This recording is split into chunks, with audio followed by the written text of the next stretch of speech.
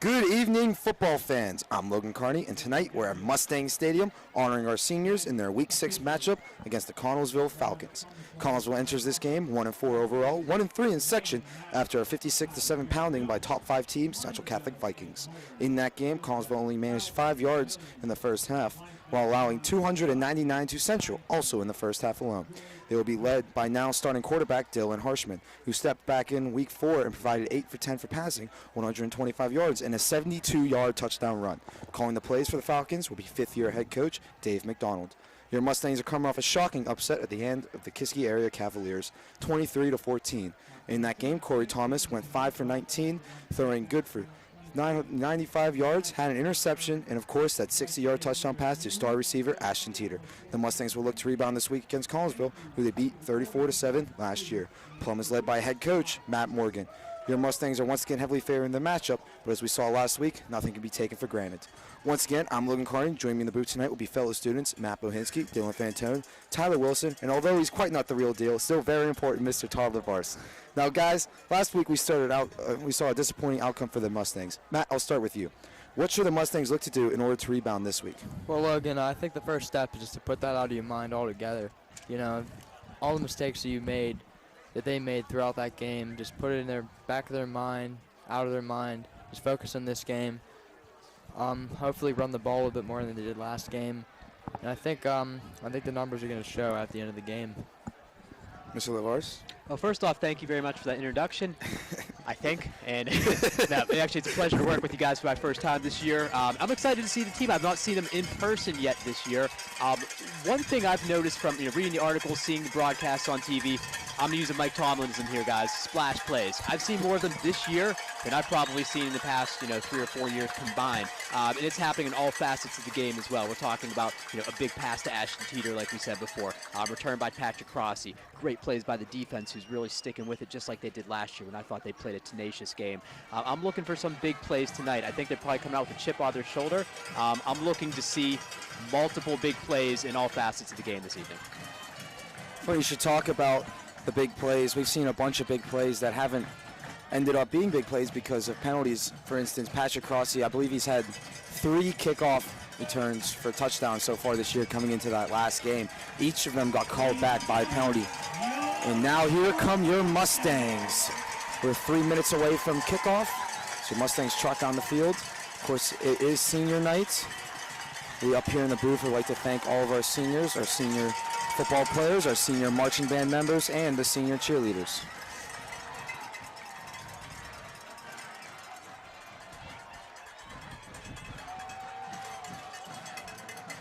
Some stats for last game. Of course, we talked about all year about how the Mustangs rushing game has been pretty much carrying this team.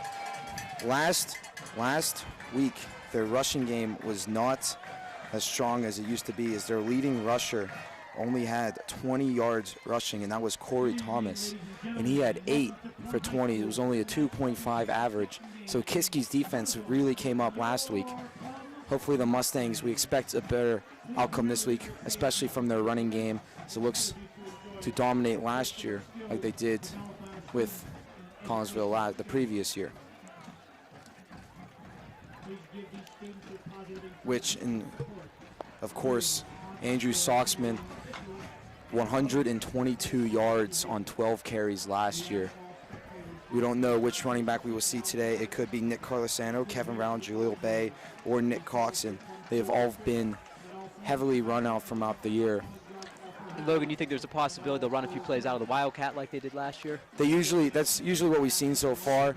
They only had 1 pass out of the Wildcat all year. It's been Patrick Crossy getting most of the reps from Wildcat. He had two carries last year. He also had the only pass last week from Wildcat. It was good for 20 yards. 25 yards, my apologies, and that was to the freshman Raheem Hart Jr. And Plum has won the kickoff, and they will receive. So we talked about big plays. Patrick Crossy had a huge kick return a punt return for a touchdown last week. We hope he will be able to return this one, as it usually looks like he's either not able to return it or he'll return it all the way and then there will be a flag that will put it all the way back, as we've seen many times the past 2 years. Yeah, after a while it gets kind of comical, you basically expect it every time you see him running in you expect to see a flag. It would actually be Connellsville returning. The return man back there, they will put two of them, be number 11, Austin Prisker, and number 4, Braden Hone. Jacob Chapla, of course, will be kicking off. One of the stronger legs in WPIALs. He was a D1 prospect coming into this season, and he still looks to figure that way as he's been punting a lot so far this year. And of course, when you can punt and you can kick as far as he can, then the chances of you getting into a Division I college are high. And the game is underway as this one will go just short of the end zone.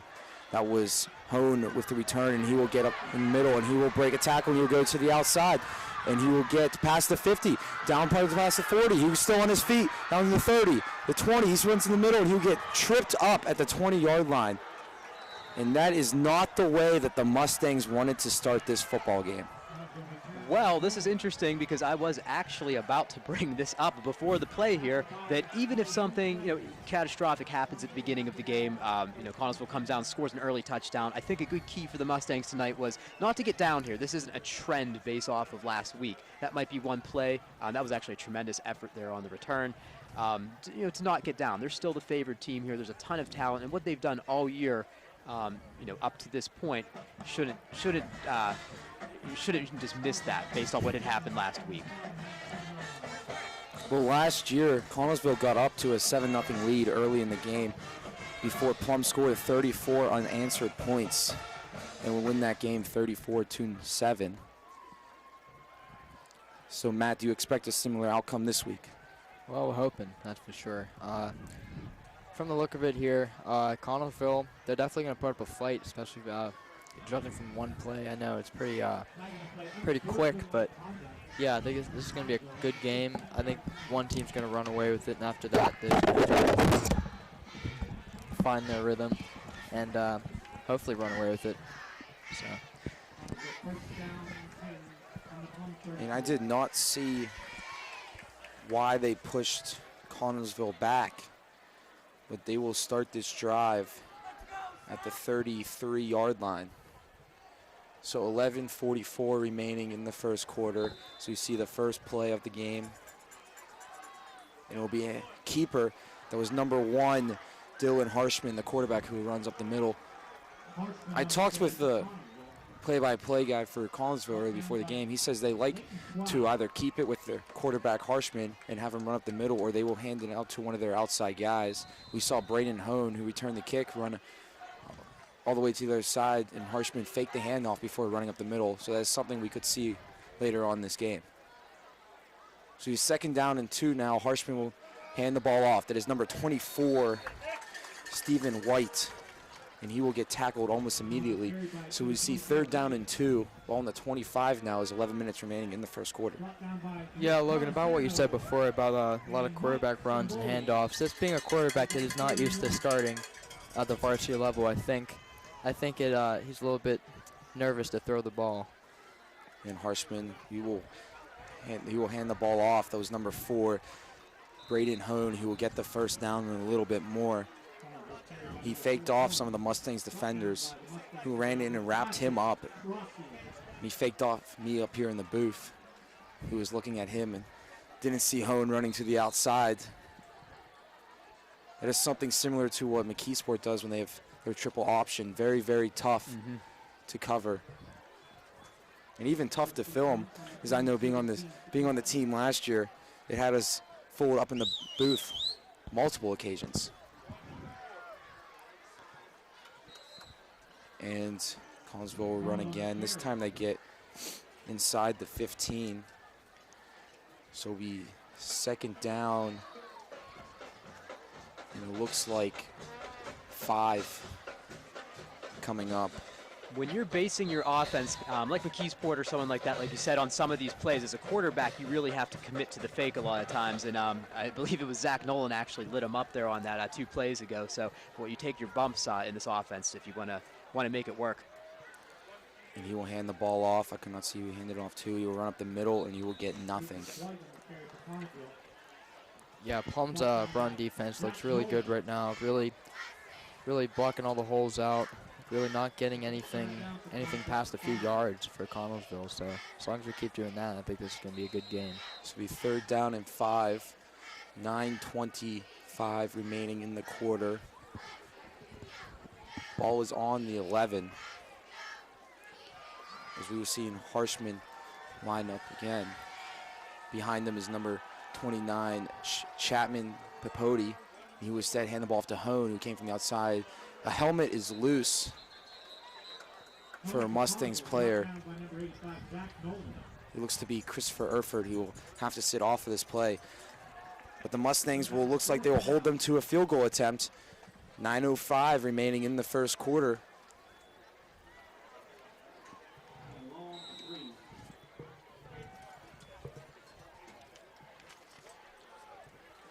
Be kicking from the right hash here. Not a sure thing here. Looks to be a 27-yard field goal attempt. It is up, and it is good. So Connellsville will score first. 8:45 remaining in the first quarter. Connellsville Falcons lead this one 3-0 here early. Yeah, great kick by the kicker too. I mean, that's not at this level, that's not a sure thing, like Mr. LeVar said. We'll go back to what Matt talked about earlier. The Harshman is not used to starting. Actually, their starting quarterback at the beginning of the season got injured back in week 4 with a thumb injury. He is done for the year. That was Derek Ornoff. So Harshman only a couple games under his belt. Last week, they played Central, as we said earlier, lost 56-7. It was 49-0 at halftime. Yeah.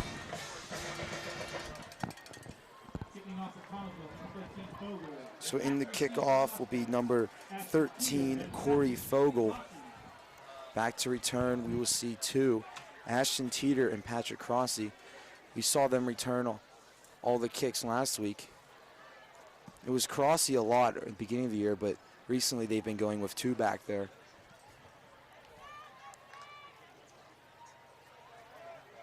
.8:45 remaining in the first quarter. 3-0.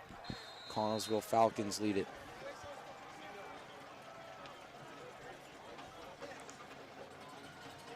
And the kick is up. It is short. Number 33. It's number 33, Dakota Sunday. He will run up the middle and he will get to the 47-yard line. So a nice return by Dakota, who just sneaked his way right up the middle. So the Mustangs would get good field position to start the game. It looks like there's a flag on the play. It's all the way back at the 30. And it looks like it's going on the Mustangs. Be a block in the back call. The foul was at the 30, so the penalty will be enforced there. So the Mustangs will get the ball at the 20-yard line. Yeah, that's a great play nonetheless by Sunday, though. Had a little bit of trouble with the ball, but I think that gave him a little bit of motivation to really get a few more yards out of that. So that worked out pretty well. Corey Thomas in that quarterback. You see Patrick Crossy line up the other side. They will hand the ball off to Brown, who will get up the middle and get nothing. Actually, it looks like they will spot him 3. This will be 2nd down and 7. 8:25 remaining in the first quarter. Ball on the 23-yard line. We talked about this before the game. Mr. LeVar's brought up big plays. Patrick Crossy has had kick returns, multiple kick returns for a touchdown that has got called back, a similar one there on the block in the back call, and that's why the Mustangs are starting so far in the end zone. It looks like a Connellsville defensive lineman jumped, and the Mustangs will be moving forward here.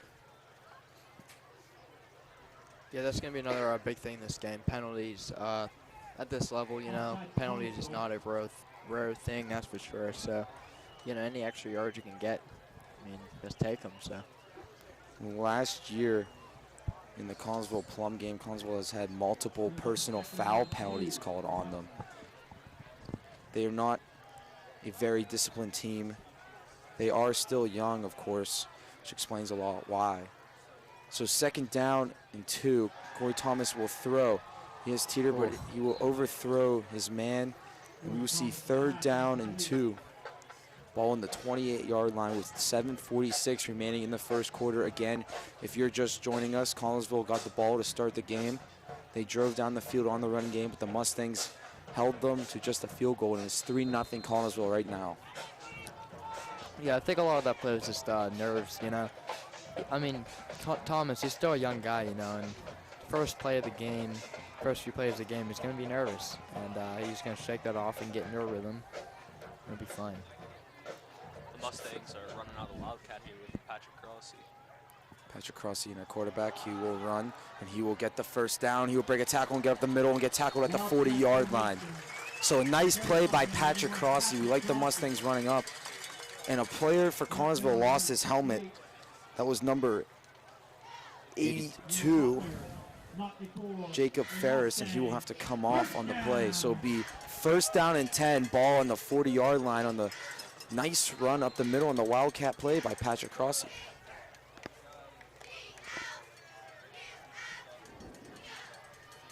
Corey Thomas will be in at quarterback. We see 3 wide receivers lined up. Actually, 4 as Kevin Brown goes in motion. They will hand the ball up to Jaleel Bay. He will get 2 yards, so we see 2nd down and 8. So we get under 7 minutes here in the first quarter. 3-0, Connellsville leads it. Yeah, I was talking to Jaleel Bay earlier today, and he seemed really excited for this game. You know, he said he really wanted to show that they can come back from a loss like this. And from the look of it, I think they're going to do just fine. The Mustangs' offense, it can just be really explosive. Corey Thomas in a quarterback. He will hand the ball off. That is Nick Coxon this time. He will get 4 yards on that carry. 6:30 remaining in the 4th quarter. 3rd and 4. Ball on the 46. And Corey Thomas will come out in quarterback. We saw Patrick Crossy in the 3rd down and 2 come out as the Wildcat quarterback and run the ball up the middle. Coxon will be lined up behind Thomas. Crossy lined up closer to us. Teeter on the opposite side. There's a snap. Thomas will throw. He finds Teeter. Teeter got the 1st down and then some. He will push a guy off and get knocked out of bounds at about the 43-yard line. So it'll be another 1st down for your Mustangs. 1st and 10. Ball 6 minutes remaining in the first quarter. The Mustangs are driving right now. Yeah, they're looking solid right now. Corey Thomas not showing as many nerves as he was the first few plays. So ball will be on the 42-yard line. Corey Thomas sends his man to the line. 5:54 remaining in the first quarter. Corey Thomas in shotgun. He has a man in motion. And there's a snap. It will be handoff to Coxon, who will run up the middle, and he will stay on his feet. And he carries a man for the 1st down. A helmet will fall off for a Connellsville player, and he'll get tackled at the 29-yard line. And there's another 1st down for your Mustangs as they continue to drive down the field with 5:46 remaining in the first quarter. That gains enough for another Mustang. Yeah, a lot of talent at the running back position. You saw Nick Coxon there, Jaleel Bay, of course Kevin Brown, probably the #1 guy to give it to. But it's always good to have depth in that position because that's a position that a lot of guys get injured and beat up and tired from. So we see Patrick Crossy and Wildcat, and there's a snap, but it will be a flag. My apologies, a timeout called by the Mustangs at 5:20 remaining. Might have been play clock running too low. So the ball will be on the 29-yard line, 5:20 remaining in the first quarter. And Matt, what do you think the Mustangs are going to have to do to drive down and get into the end zone? You know, get into a rhythm, basically. They look like they're settling into a good one right now, you know. Mix it up, run play here, pass play there. You know, keep it short, too. Don't do anything too flashy right now this early in the game, so. How about you, Logan? I agree with you, Matt.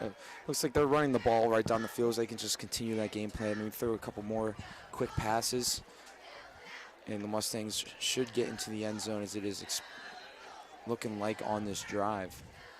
So ball on the 29-yard line, 5:20 remaining in the first quarter. 3-0, Connellsville leads it. Patrick Crossy again in at Wildcat quarterback.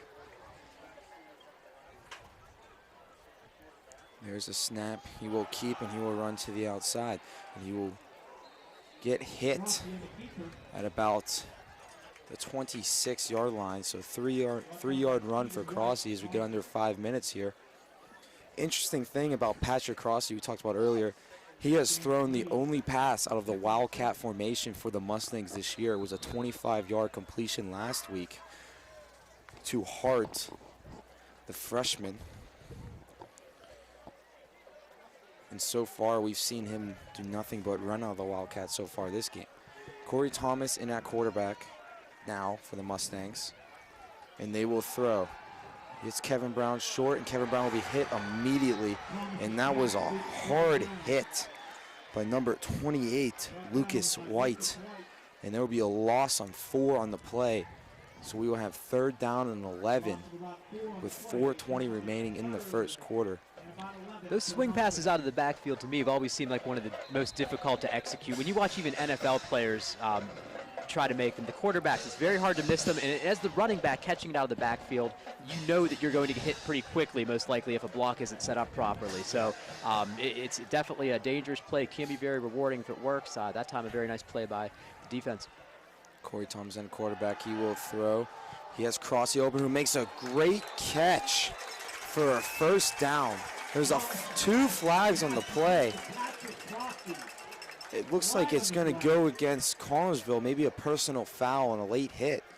But Patrick Crossy, a great catch. Corey Thomas finding the open man, and the Mustangs will have a 1st down, it looks like. And it will be a personal foul on Connellsville, so that will move them up a bunch. Yeah. Yeah, Logan, like you said, they just got to be more disciplined, Connellsville. You know, I think that's what we're going to see a lot is personal fouls, and that's fine. They had several last year, and they will push this one up to the 8-yard line. So the Mustangs are now in the Heinz red zone. Get your thick and rich Heinz ketchup at your local Giant Eagle. To be 1st and goal, ball on the 8-yard line. 3:46 remaining in the first quarter. Connellsville leads this one 3-0. Corey Thomas will hand it off to Kevin Brown, and Kevin Brown will run up the middle, and he will get into the end zone for a Mustang touchdown. So with 3:33 remaining in the first quarter, the Mustangs respond to the field goal by Connellsville, and they will put up 6 points and take the lead here with just 3 minutes and 33 seconds remaining in the first quarter. Jacob Chapla on to kick the extra point, and he has been nothing but consistent this year.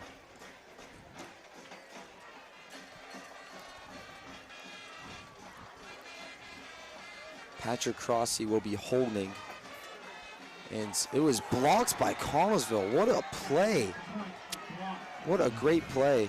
It looks like Chapla maybe wanting an offsides penalty. Same thing with Crossy. But they will not get it. So a great play by the Connellsville line to get in there and block the extra point. So instead of a 4-point lead, the Mustangs will now be only leading by a field goal. Going back to the touchdown, KB, they're dragging defenders with them up the hole there and reaching out for the goal line. Always a risky play when you do that. There's the ball coming loose, but he had such power behind him there that he made it work for him. Great drive by the Mustangs. And let's hope that keeps the ball rolling here. Step on the gas. Well, Matt mentioned earlier, the Mustangs are very deep at the running back position. Off the top of my head, I can think of 4 that are very good. Nick Carlosano, Kevin Brown, Nick Coxon, Jaleel Bay. We've seen Patrick Rossi be the main Wildcat guy so far these past couple of weeks. So you can add him in that conversation well, and that's why the Mustangs have one of the better running games in all of WPIALs. So Jacob Chappell will kick. Back to return will be Brandon Hone, number 4, and number 11, Austin Pusker. Brandon Hone had the great return that put them all the way at the 20, but there was a penalty that backed them up to, I believe it was the 38, before the Mustangs defense held them to just a field goal. It's now 6-3 Plum Mustangs.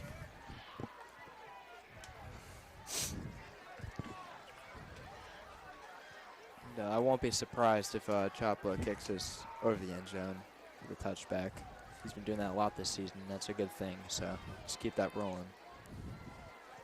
And Chapla's kick is up, and this one will go to the end zone, just like Matt said. He has been doing this a lot.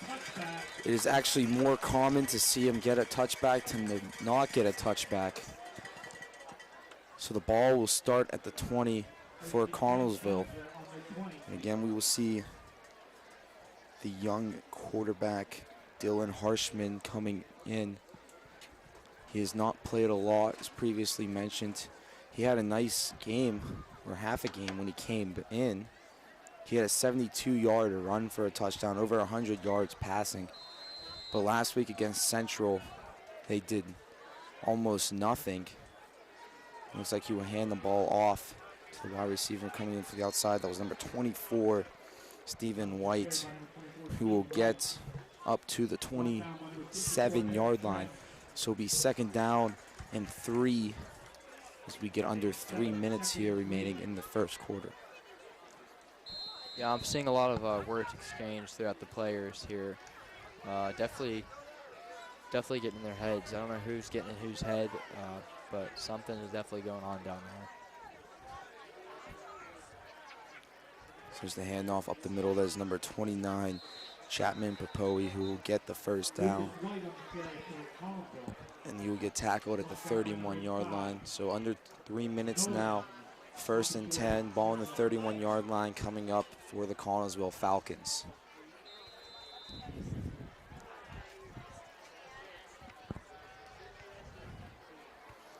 And of course, we talked about earlier, this is a game that Plum expects to win. Last week was a similar game. Lakisky came up very fired up, and they won. Harshman, it looks like he will throw, and he will reach his man, but he will get hit immediately. Like Nick Coxon. It was Nick Coxon who hit the Connellsville receiver immediately and knocked the ball out of his hands. So we see 2nd down and 10, ball in the 31 with 2:33 remaining in the first quarter. The Mustangs lead this one 6-3 on the touchdown run by Kevin Brown. Harshman in shotgun. He will keep and he will run up the middle and he will get tackled for a loss. Looks to be a loss of 1 on the play. So the ball will be at the 30 and we see 3rd down and 11 coming up now for the Falcons as we approach the 2-minute mark. Plum's defense definitely seems to be adjusting here to any tricks in the backfield they're seeing, any looks they're seeing from Connellsville here. Doesn't look like they're getting fooled on anything. Harshman will be in shotgun. 3rd down 11. He will throw as he rolls out closer to us. And he will find his man. That is number 24, who will run down the field. And Patrick Crossy would go for the strip, but will tackle him instead. So number 24 is Stephen White. And that is a huge completion. That'll put them all the way at the 18-yard line. And Connellsville is now threatening in the Mustangs' red zone. I'll be honest, when he put that ball up there, I thought that was going to float out of bounds, out of reach there, but just kind of dropped right into the receiver's hands, so good catch there. Yeah, no, good job by Crossley to catch up to him. That's tough to do, you know, when he catches his stride. He got the, yeah, he just had. And Harshman will get the snap. He will hand the ball off. That is number 4, Braden Hone. He will get to the 15-yard line, so it'll be a gain of 4 on the play. And Matt, going back to what you were just saying there, he had the presence of mind to actually try to strip the ball there, too. So Yeah. he caught up with him. He knew he had the tackle. He had a firm grasp on him, and he swung the arm around there, too. So heads-up play by Patrick there. Definitely. And the referees will actually give him a generous spot and put the ball at the 14. So we see 2nd down and 6 coming up. 1 minute now remaining in the quarter. Harshman will throw, and he'll get immediately hit. That is Zachary Nolan, who will break through the offensive line and immediately slap the ball away. And we will have 3rd down and 6 with 1:07 remaining in the first quarter. Yeah, that was a great play by Nolan to break that up, you know. It wasn't an accident to get hit by the ball. He saw the ball coming through the whole way. Great heads-up play by him, so. And Harshman, he will send the man motion to the other side, and he will throw. He will float the ball up. That is number 28, who will get hit immediately. That was 28, Lucas White. And it looks like that will be a loss of 2 on the plays. We're now under a minute. And again, we will see the Connellsville field goal team trot onto the field to try and tie this game up as we go into the second quarter. Yeah, and that big hit was credited to Eric Trends. I overheard the PA announcer, so. PA announcer right next to us, and the speakers right above us here in the booth. Number 13, Corey Fogel will kick, and that one will be up and good, but there are flags on the play, so looks like it may not matter.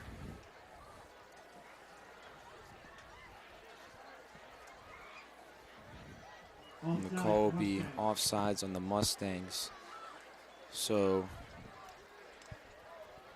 we'll move them up. We'll see if they will try and go for it, but they will not. The kicking unit will remain on the field. It's just 4th and 2. They're 20 seconds. It looks like they will let the clock run out. So we are going into the second quarter. Your Mustangs lead this one 6-3. To recap, Connellsville started out with the ball, and they drove down the field after a great kick return, put them at the 20 before a penalty pushed that one back to about the 30-yard line. They would then later get a couple more yards and settle for a 27-yard field goal that will put them up 3-0.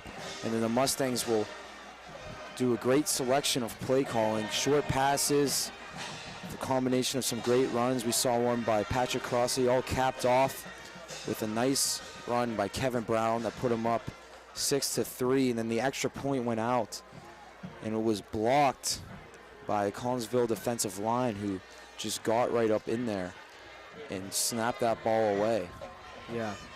So it's now 6-3 going to the second quarter. Connellsville is looking to tie this game up. Matt, your thoughts on the first quarter? Well, I think Plum defense is doing real good. Any big play that Connellsville is getting is pretty few and far between, I should say. They're not really, there's no rhythm. And I think they're just doing a great job on the run. Like Mr. LeVar said, not getting fooled in the backfield. So I think we just keep doing what we're doing. Maybe limit those big plays, and we're going to be just fine.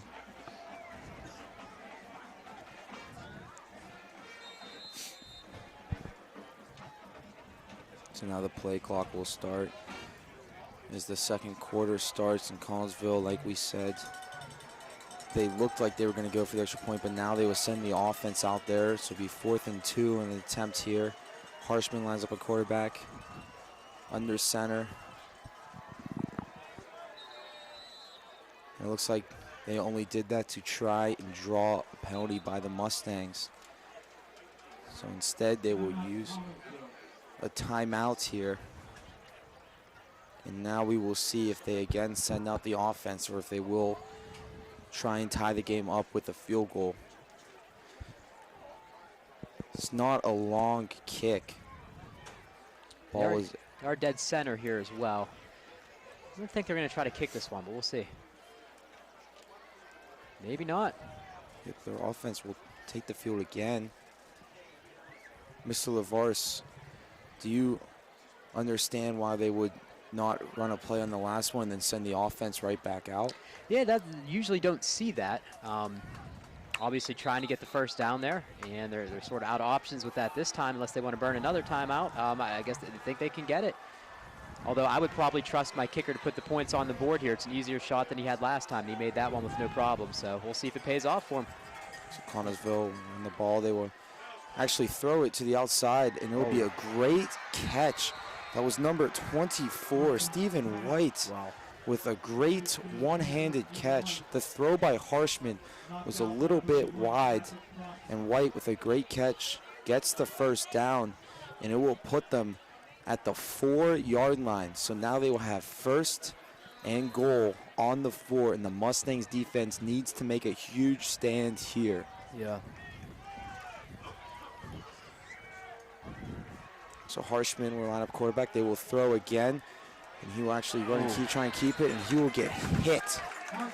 It was a huge hit. That was number 44, Nick Carlisano. Talks about how great of a running back he is. One of the better defensive players on this team as well. The huge tackle there, and it will be second down and goal. Ball still on the 4-yard line. It's interesting to see that Connellsville looked to pass on both plays. Nothing materialized there for the quarterback, and he tried to run the ball up but got nothing. And Mustangs wanted a flag there.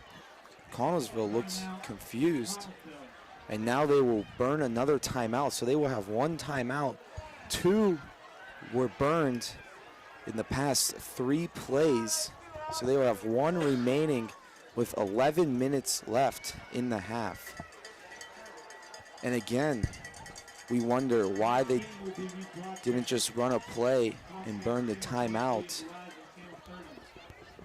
Instead tried to draw the Mustangs off sides. And now we'll come back to haunt them as they only have 1 remaining.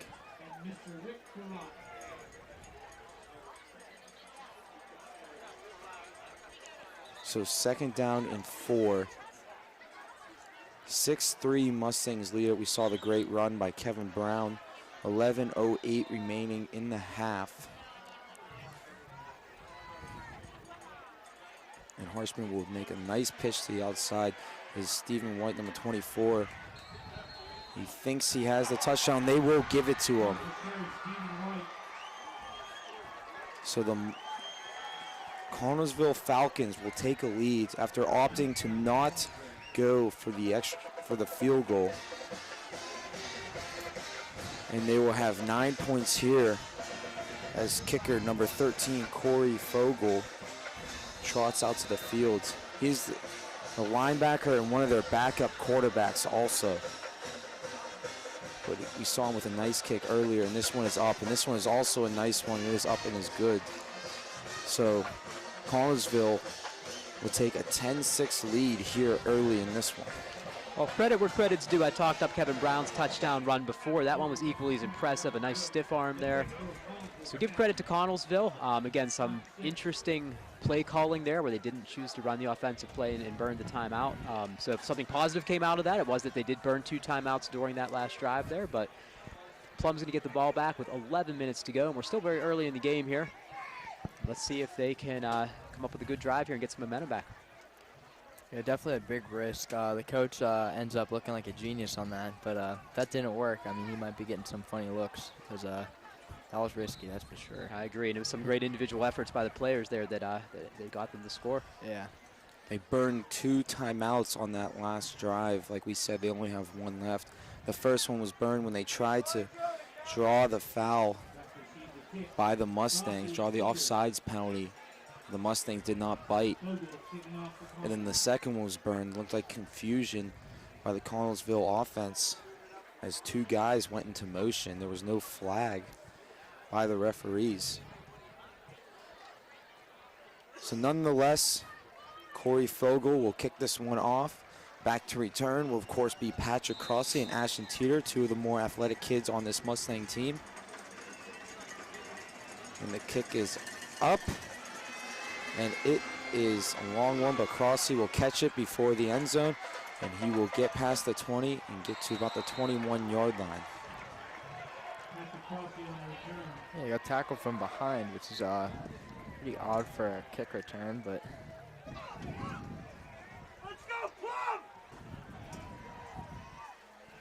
the Mustang crowd is stunned that Connellsville is leading 10-6 right now.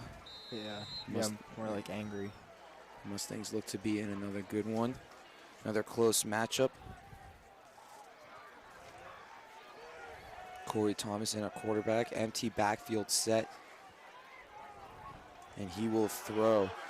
He will try and scramble. He will find some time, and he will get to the outside. He will get the first down and hit and get some more and get knocked down at the 37-yard line. So a great run by Corey Thomas in the first play of this one as he went to pass, but a Connellsville defensive lineman got right in there and tried to hit him. And Corey Thomas rolled out to the outside and got the first down. So we will have 1st and 10, ball in the 37. 10-6 the score. Connellsville leads it. 10:30 remaining in the half. Your Mustangs have the ball on the 37-yard line. Corey Thomas still in at quarterback. He will hand the ball off to Brown. Brown will get up the middle, and he will get about 4 on that one. So we will see 2nd down and 6 with now under 10 minutes remaining in the half here. As we mentioned, 10-6 the score.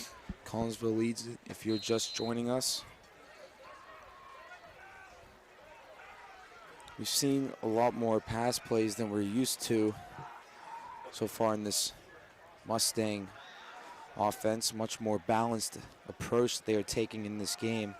Corey Thomas again spotting shotgun, and it looks like there's a flag. It looks like movement by the Connellsville defensive lineman. That was number 3, Joel's Stash. And that will move the Mustangs up. Yeah, we'll definitely take what we can get, obviously. And I think that's going to be a big trend in this game, has been penalties. Yeah, I mean, just take what we can get. So 2nd down and 1. Now the Mustangs have the deep throw at their option with it just being a 1-yard play. And Corey Thomas will pass. And he will throw it deep to Ashton Teeter, and just over Teeter's arms. So it'll be 3rd down and 1 with 9:17 remaining in the half. The Mustangs, of course, it might not matter now, but it will matter a little bit later, have all their timeouts remaining. Connellsville just won. 10-6 the score by Connellsville. They've had 2 drives. First one was a 27-yard field goal attempt. The second one, it looked like they were going to put up 3 points, but instead they chose to go for it on 4th and 2, and they got the touchdown. So he'll hand it off to Nicholas Coxon, and Coxon will fight his way for the first down. Yeah, he's over. Great second effort there by Nick Cox, and we've seen him do it on both sides of the ball early on in this game so far. Delivered a couple big hits so far. Great second effort there, moving the chains. So it'll be 1st down and 10, ball on the 48-yard line. Under 9 minutes remaining in the half now. Corey Thomas will step in shotgun. And he will hand the ball off to Kevin Brown. Kevin Brown will get some room, and he will get up in the middle to about the opposite 46-yard line. So 2nd down It looks like 6 coming up here. Actually, they will say 5. They will give him 5 yards. 8:30 remaining in the half. 10-6 to score. Connellsville Falcons lead it. As the offense steps to the line. And Corey Thomas will hand the ball off to Brown again, who will run to the outside. And he will push a man off and get knocked out of bounds and thrown.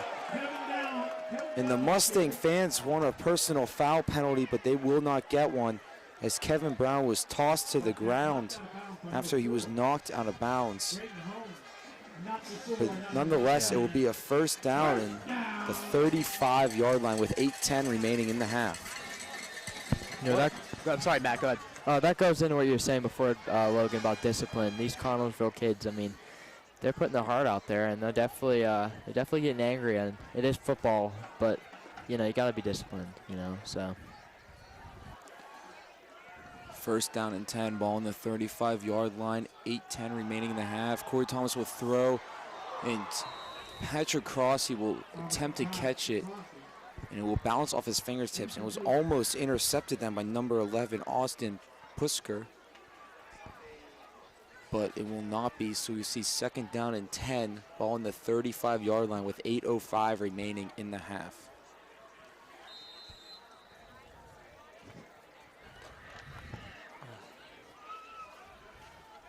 Corey Thomas in shotgun.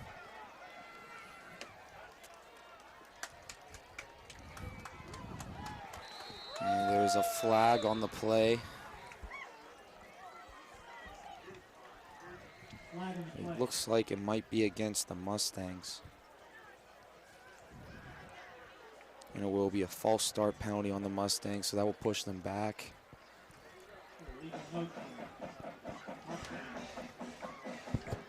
All the way to the 39-yard line. So we see second down and 14 coming up with 8:04 remaining in the half. Corey Thomas in shotgun, Brown lined up behind him. He will pitch it to Brown, who will run to the outside, and he will sneak his way up for a couple of yards. So we see third down and 12 coming up for your Mustangs. Brown makes a nice move there. On the big run he had before, he made a nice little cut and turns on the Jets there. He did the same thing right there. After that pause, he was able to make a couple yards out of what was nothing there, potentially a loss. So good, he has that good burst to him, I think. Yeah. Yeah, once he gets going, I mean, once he catches a stride, you know, it's going to be tough to catch him after that, you know, so.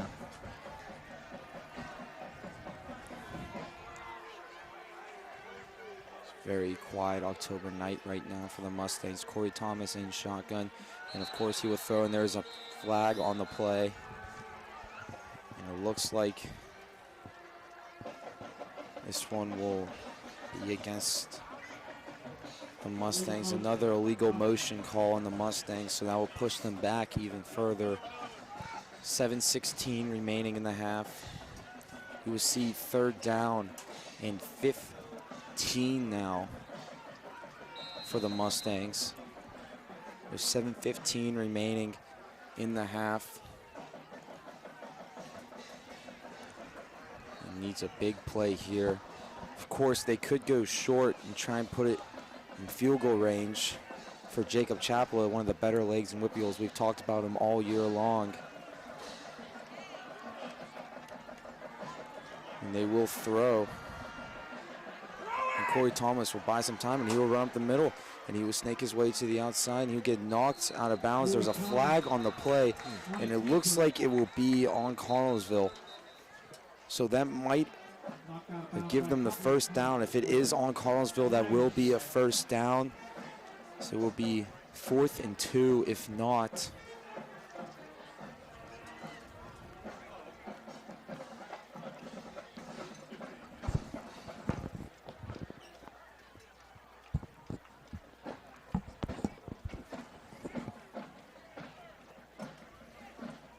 And it will go against the Mustangs. Block in the back call. So that will push them back even further. Yeah. That definitely hurts. No question about that.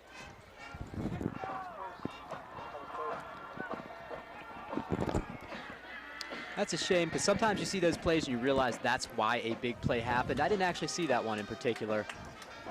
So It will give the Mustangs another 3rd down, so there is light on that one.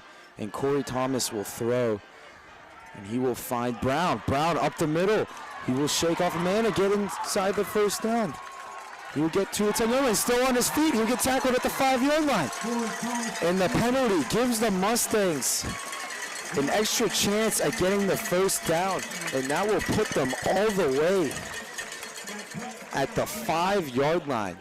Yeah, that was, he stayed up. There was guys hanging off him everywhere, and he stayed up. And there's a flag on the play, a late flag on the play. It will be a personal foul on someone. And it looks like it would be on the Mustangs. We did not see what happened, but somebody must have said something. And that will push the Mustangs back. But nonetheless, the Mustangs still got the 1st down, so they will have some more plays to try and get in the end zone. Dead ball, unsportsmanlike conduct, penalty against the Mustangs. Yeah, Logan, it was a unsportsmanlike conduct. They just, PA announcer just said. So that's big, you know. We have to stay disciplined as well. not sure if somebody got just too fired up after that video game-esque play there. Yeah. Didn't even look real, but Well, sometimes you always question if whether a coach would rather opt for the 4th down and short, or 3rd down and long. That time Connellsville opted for 3rd and long, and it did not work out the way that they had planned. That penalty will push the Mustangs back to the 20, so we see 1st down and goal, ball on the 20 with under 6 minutes remaining. And Corey Thomas will fight his way up for a couple of yards. They will give him 2, so we see 2nd down and 18 with 5:50 remaining in the half. looked like Thomas had the option going there with Coxon, I think, too. Looked like he had the option to pitch it out to him. Kept it himself there, got a couple-yard gain. Yeah, he should definitely not be too afraid to run. You know, he's a fast kid. He's big. You saw there he was fighting for the extra yards. So the Mustangs will be in the red zone.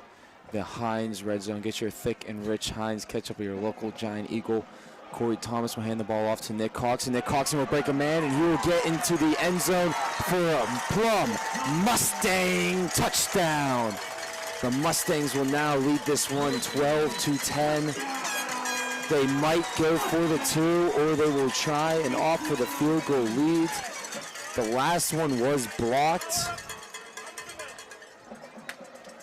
And, of course, extra points, they usually are automatic, but after a great play by the Connellsville line on the last one, you will hope that this will give the Mustangs a 3-point lead, and the Connellsville line looks like they will jump. It might be false start on the Mustangs. Has this been the most amount of laundry you guys have seen on the field so far this year? Yeah, as far as I can think of. Last year, Connellsville and Plum was a very similar game. Connellsville got a lot of personal foul penalties called against them. Of course, this time it's been a lot called on both sides. I think back to earlier in this year, I think it was North Hills or it might have been Hempfield. There's a lot of flags on the play. Is there a timeout?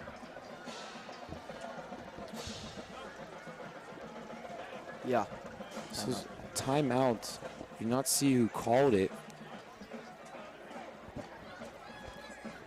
Somebody looks like it'll be on the Mustangs. Yeah. So that is their second timeout of the half, I believe. So now both teams will have just one remaining. in the half. I did not see why they called a timeout, but now you can, as they will go for the 2-point conversion. Maybe. Yes, they will go for the 2. Is why they called a timeout. It'll be Patrick Crossy in a Wildcat. And he will run it up, and he will fight his way for the 2 points. So it will be a 4-point lead for the Mustangs. And now both coaches have went for it in key situations. Both coaches have found successful attempts by their teams, and the Mustangs will now lead this one 14-10 with 5:16 remaining in the half. This is definitely a closer game than we expected. Unfortunately, I guess we were a little bit crass in our prediction. You know, hopefully we thought it was going to be a blowout. Doesn't look that way as of right now, but if we just keep the rhythm, I think it could be. So still a lot of football left to be played. Connellsville Falcons putting up a great fight here early. They are only trailing 4. Back to return for Connellsville will be number 4, Braden Hone, and number 11, Austin Pusker. Hone had the great return earlier in this game. It was the first one of the game. Put them at the 20 before a penalty pushed it back to about the 27-yard line. They would end up getting 3 on that drive. The Mustangs followed that with a touchdown of their own, touchdown run by Kevin Brown, in which he carried guys into the end zone. Great run by him before Connellsville will get the ball back, drive down the field, and score. I mentioned they went for it on 4th and 2 and got it. And at 1st and goal, ball on their own 4, as this one is kicked up by Jacob Chapla, and it will go to the back of the end zone for his 2nd touchback of the game. Great kick. And of course, you just saw the last drive by the Mustangs there. As they move down the field. Great run by Nicholas Coxon to find the end zone, and it was Patrick Crossy who put up 2, and that's how we got to this 14-10 score with 5:16 remaining in the half. The ball will be spotted at the 20. Dylan Harshman, the junior, only 2 games of varsity experience at his belt, will be in at quarterback. And he will hand the ball off to be number 3, Joel Stash. And he will get a yard on that one. So we see 2nd down and 9. Under 5 minutes here remaining in the half. Mustangs lead this one 14-10.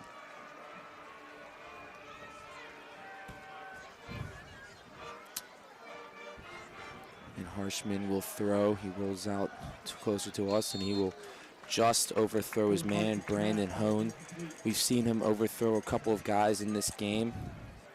Of course, he's did it twice to Stephen White, but both times Stephen White made a great catch. And they were both on key situations. The one gave Connellsville that 1st down we talked about earlier that put them at the 5. The other one drove them to that point. It looked to be about a 40-yard pass. And Harshman will throw out to the outside, and again he will overthrow his man. The intended receiver was Brandon Hone. Yeah, it looks like he's trying to have a lot of throws on the run, you know. That's why he's been so inaccurate. And if he can just set his feet, I think the Mustangs have a little bit more to worry about. But as of right now, he's making his own mistakes. So 4th down and 9, and we'll see the punt unit. Drawing to the field is number 13, Corey Fogel. He's listed on our rosters as a linebacker / quarterback, but he's been doing all the kicking today. Patrick Crossy back to return. He had the punt return for a touchdown last week. That one will be short right into the line, and it will be a fumble. It doesn't matter who recovers it.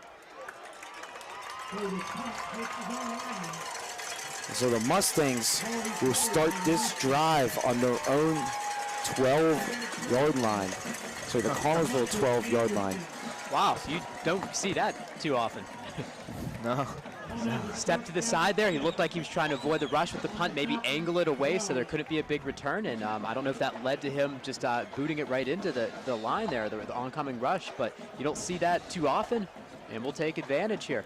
Well, like I said before, he punted that one. He is listed as a linebacker / quarterback, so perhaps this is his first time getting work in as their punter or kicker, as that would be handoff up the middle. I'm trying to see if they have one listed on their roster, and they do not. Logan, I think you're absolutely right there. That's a tough position to put a student in, student athlete back on your own end zone there. Plum capitalizes. The ball will be at the 9-yard line. So we see 2nd down and 6 with under 4 minutes remaining. Corey Thomas in quarterback. And you hand it off to Jaleel Bay, who will get up the middle for a couple more yards. On that punt, guys, it looked like 57 took the ball straight into the back. Yeah. So I saw him running off the field, holding his back while running. Ouch. Hard punt must have been, if that might have stung. 57 for Connellsville is Todd Brothers II, a senior lineman on that team, plays both offensive line and defensive line. And you're not expecting a football to the back either at that point, so Yeah. making it doubly surprising. So Corey Thomas in a quarterback, he will throw. Teeter will run in front of the man. There's a flag on the play, and it looks like it will be pass interference. And that is huge for the Mustangs, as that will give them a 1st down. Ashton's progress is definitely impeded there by the defensive back.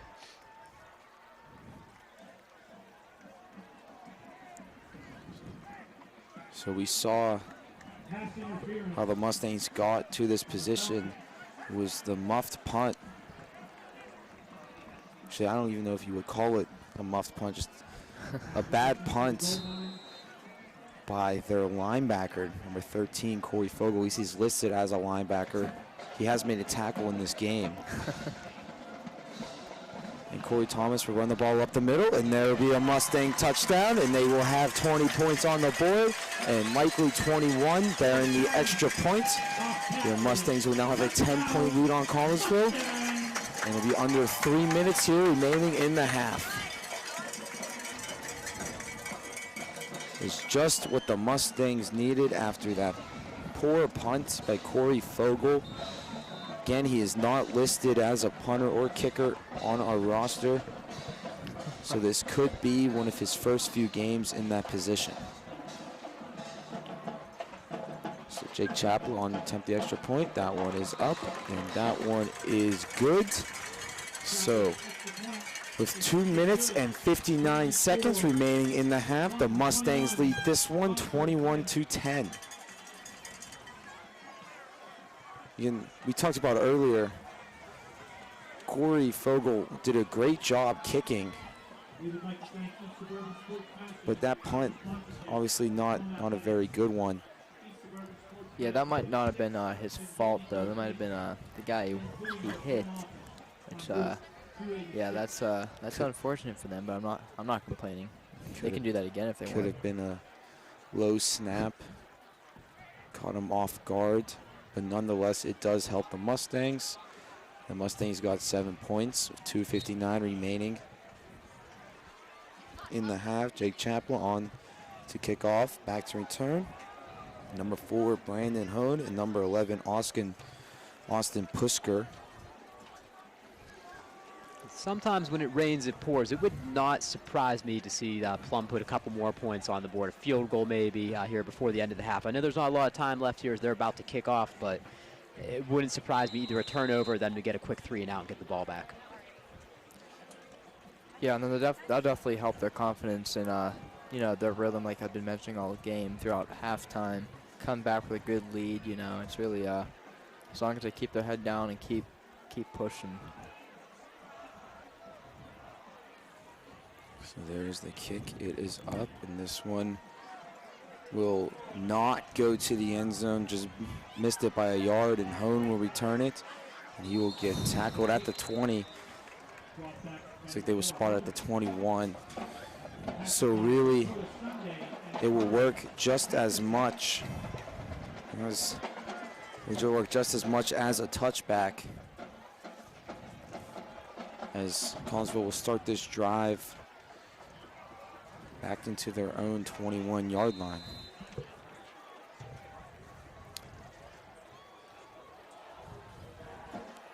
And it was the handoff to number 24, who will run out to the outside and get tackled. Again, that was 24 Stephen White, who's made a couple good catches in this game. We talked to the Connellsville play-by-play man earlier. He says that they like to do that. They like to run up the middle with Harshman, or they will hand it off to one of the guys spotted on the outside. So we have 2:25 remaining in the half. Both teams down to one timeout. The Mustangs used one when they decided to go for two after the penalty. As we hear the Mustang crowd start to get into this one, the Mustang student section, it is neon night. As Harshman will keep this one, run up the middle. And he will get, it looks like 3 yards on that one. So we see 3rd down and 3 coming up. Ball on the 28-yard line. Under 2 minutes now remaining in the half. Is neon night over here. The Connellsville student section. If there is Looks one. like blue out over on that side. I don't think that's a student section. I think that's his parents. But So the Connellsville parents, Connellsville fans, without experiencing a blue out. We will see 3rd down and 3, 1:20 remaining in the half. 21-10, your Mustangs lead it. It's the handoff to Hone, who will get 2 yards and will come a yard short. And yeah, Connellsville band starting to set up over there on the right side of the field. Almost halftime. Looking forward to see what they got. we invite you to stay with us at halftime. We will bring you our halftime report. The Connellsville band will perform first, as there will be a timeout called by the Mustangs with 4th and 1. 1:10 is where the clock will stop. Again, we invite you to stay with us at halftime. Connellsville band will be first. And they will be followed by your Plum Mustang marching band, who joining them tonight will be the junior high marching band. They will get to play along with the Mustangs, get to watch and get to learn, and hopefully be a part of a great music program we have here at our high school. Great. It's a great music program. A little bit short this year with a lot of missing seniors, but yeah, definitely great. So 4th and 1, and there's the punt. He will make sure he gets this one off, and it will be stopped at the 39-yard line. Yeah, definitely took his time with that punt, you know. Really focused, took his time, made sure he made connection with the ball. You know, didn't hit any linemen on the way, so. Leighton Quell looked to be telling Patrick that he could have caught that one. But nonetheless, the Mustangs get the ball at the 41-yard line with 1:05 remaining in the half. Your Mustangs lead this one 21-10. No timeouts remaining for them. Connellsville has one, but I do not expect them to go for it if they do indeed get the ball back, unless they get it in the Mustang side. But Corey Thomas will throw, and it will almost be intercepted, but complete to Teeter, and he has some speed, and he will get down the sideline past the 30 and get knocked out of bounds at the 22-yard line. And a great play by Ashton Teeter that puts the Mustangs in scoring position. He does a great job of getting out there. 54.2 is the exact time remaining on the clock for the half. 21-10, and Ashton is certainly shining on senior night. What a quick strike by Thomas there, too. There was a lot of traffic around him. He put that ball right where Ashton could get it and take off. Kevin Brown will be spotted behind Thomas. And he will hand it off to Brown. Brown will get in the outside. He has some room. He will shake off a man and shake off another guy. Do a nice spin move, get inside the 5-yard line. And another great run by Kevin Brown that will put them at the 4-yard line. Yeah. With 43.6, the exact time remaining. Of course, they follow college rules, so the clock doesn't start till they set the ball up. And they will spike the ball. It looks to be Zach Nolan. Looks like there was a penalty on Connellsville, but the referees will not call anything. So we see second down and goal. Ball on the 4-yard line with 39.2, the exact time remaining in the half. Your Mustangs lead this one 21-10, and they are looking to extend that lead even further as they are now threatening in their own red zone. This is the Heinz red zone. Get your thick and rich Heinz ketchup at your local Giant Eagle. I will.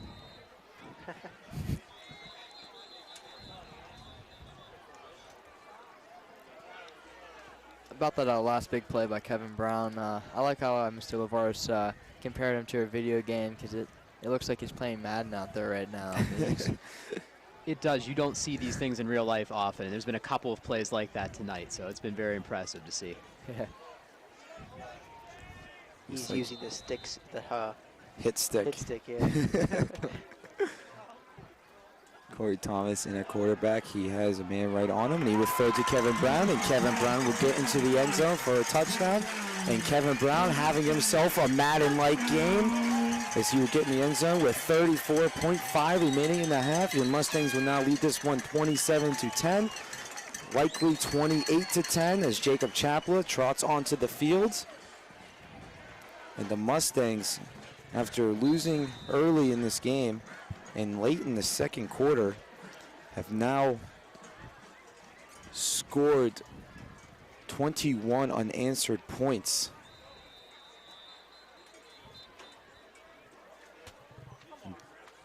Referees, like, they'll be calling a penalty on the Mustangs kicking unit, and that will back up the field goal. And it was the extra point. Illegal motion on the Mustangs. So the ball will be placed down at the soccer 18. In this case, the 8.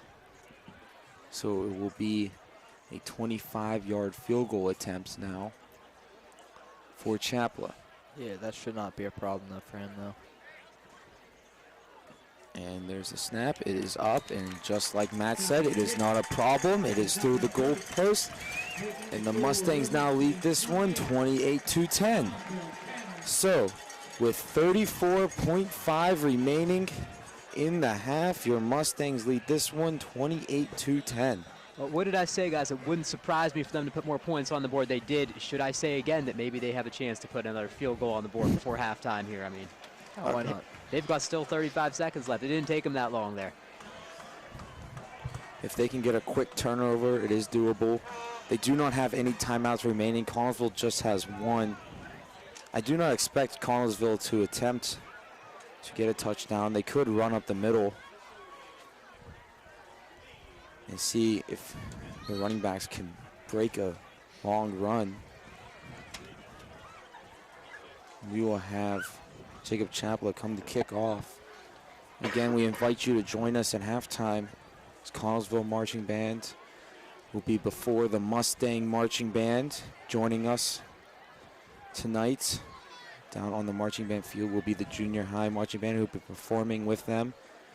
It's a great way by band director Mrs. Lloyd to try and get kids into joining the marching band program as we see them start to trot down on the field.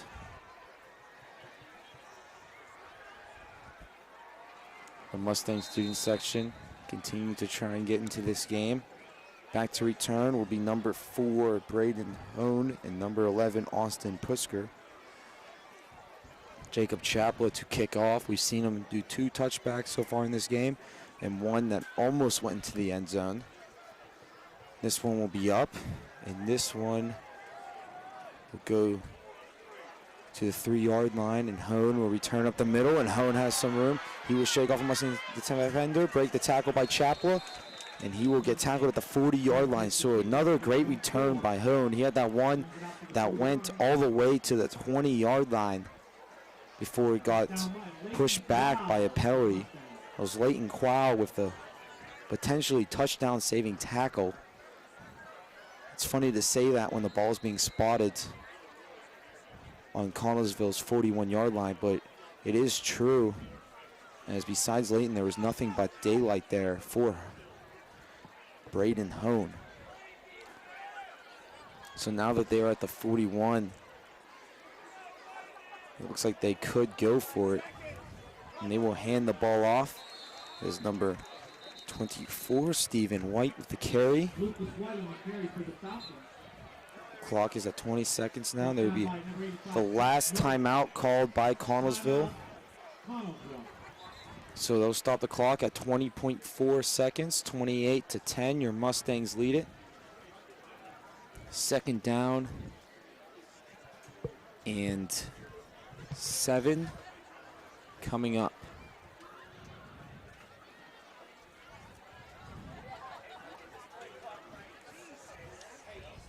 A little bit of problem with the play clock, I hear in the booth. A bit of bickering going on.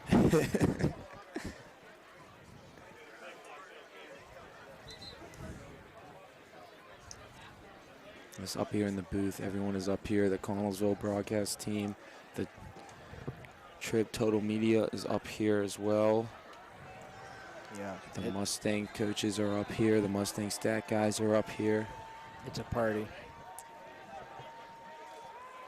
And there's the throw. He will get hit as he tried to scramble out and trying to buy some time for his receivers, and that will tick away the clock for halftime. Your Mustangs will go into the halftime with a lead. Kevin Brown has been huge. We will try and get stats for you later at the end of halftime. Please stick with us so we see both the marching bands come up. So at the end of the first half, your Mustangs lead this one 28-10, and they will get the ball in the second half. Yeah, a little bit. You guys talked about it. Yeah, that's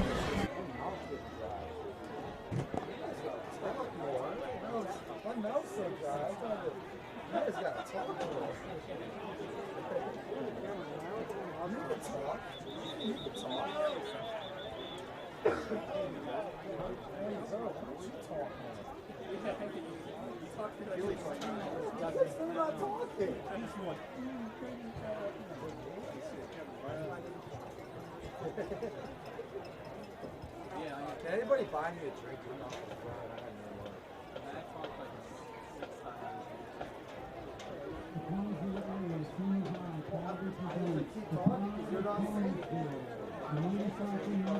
Hey, your color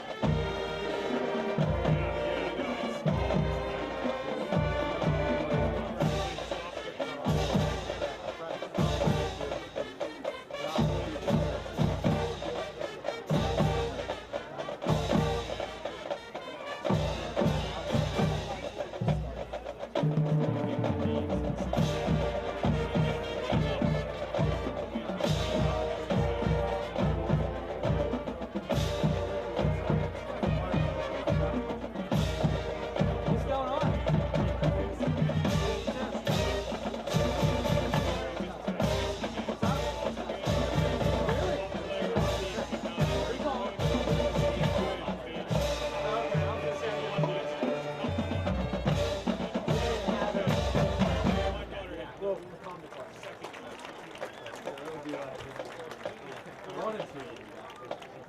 I mean, I love it.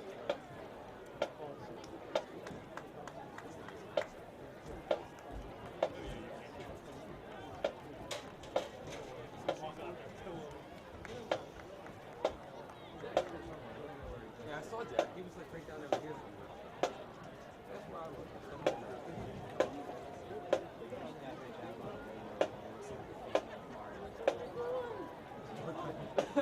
Make fun of who's ever on there.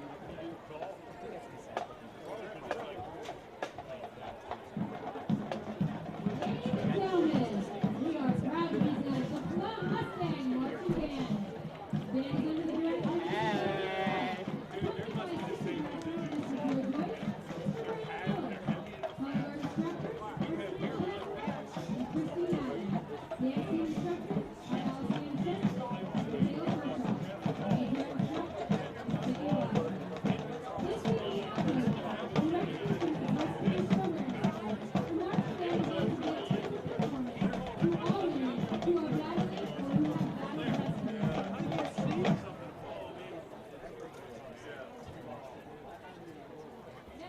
Now, put on your dazzle jumpsuit, trace back that hair, and throw out those sideburns. We hope you're in Pembroke falling in love with the Mustang's 2015 show, Elvis.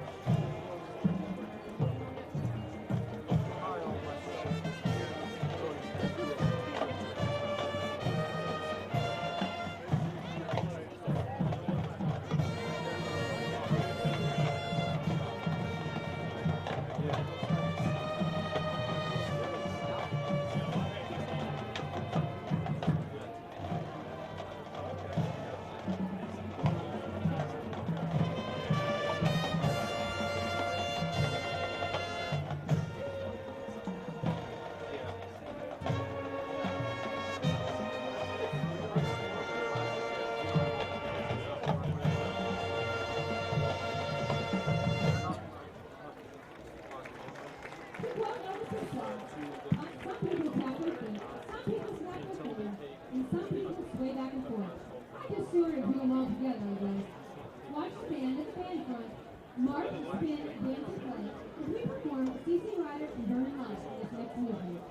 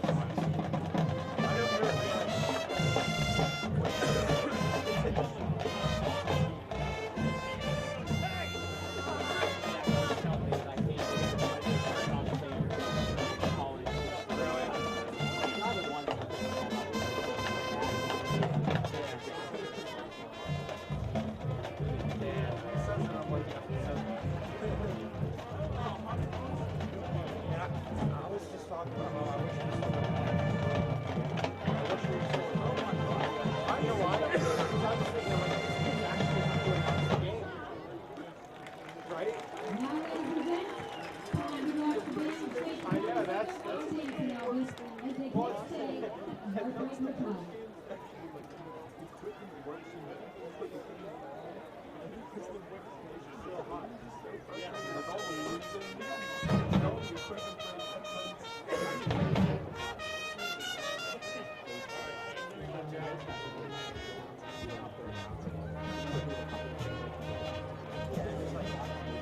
Yeah, yeah.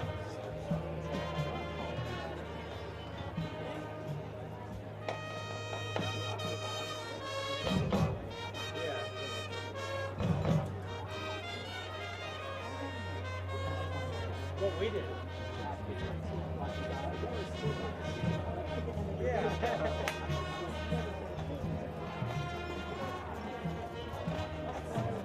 Oh, yeah.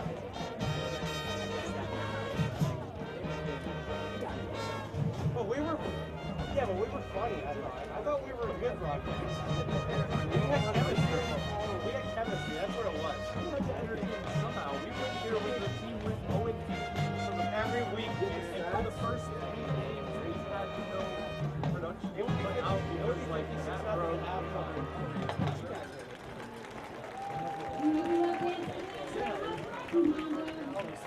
Oh, that was off. That was off. With Elvis Classic, and how about Love Defender and Rojas Rock?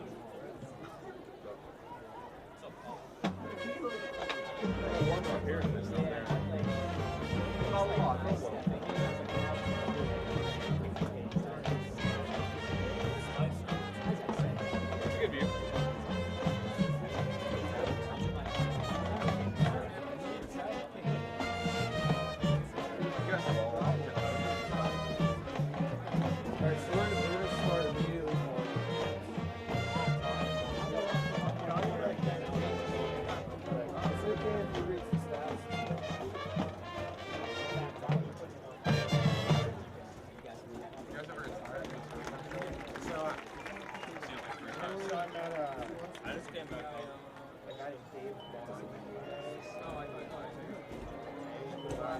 Figures I finally met a connection once. He's like, asked me if I knew anyone that was in the journalism or broadcasting agency or whatever. He used to like write for like a straight times for 20 years. But like, yeah, I know he knows like one side. I get you. Yeah.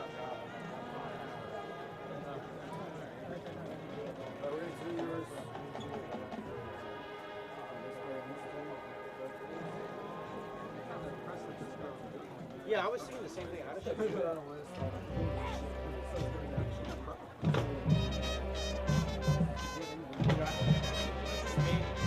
back there. I'm just impressed because you guys are blessed with such a good football team. And this team section is awful. We recovered a fumble on the yard line. I'm saying Silence. Yeah, I'm saying like this is just important. Like this is what people do on Saturday. Dude, this is better than what No, I know.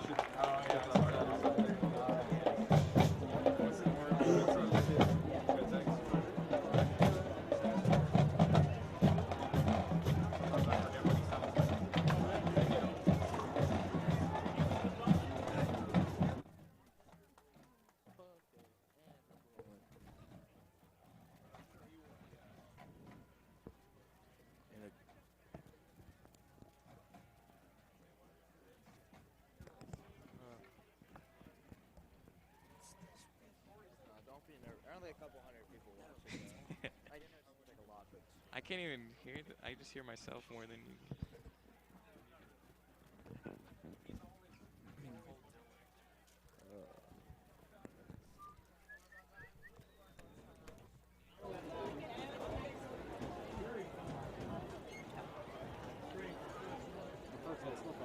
You have an open headset, Logan? We're doing a couple interviews.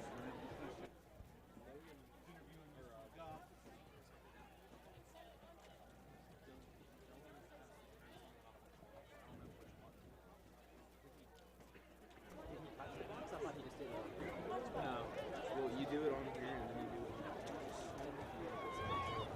Joining us.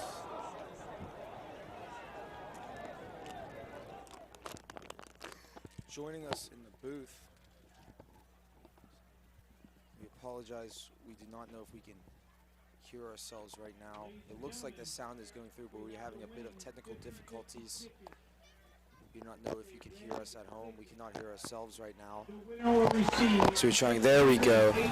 We had a bit of technical difficulties, but now it looks like everything is fixed. 6-0. And now we can hear us. Joining us for this third quarter, we have, as we like to call our intern, Dylan Morello. This is his first game joining us.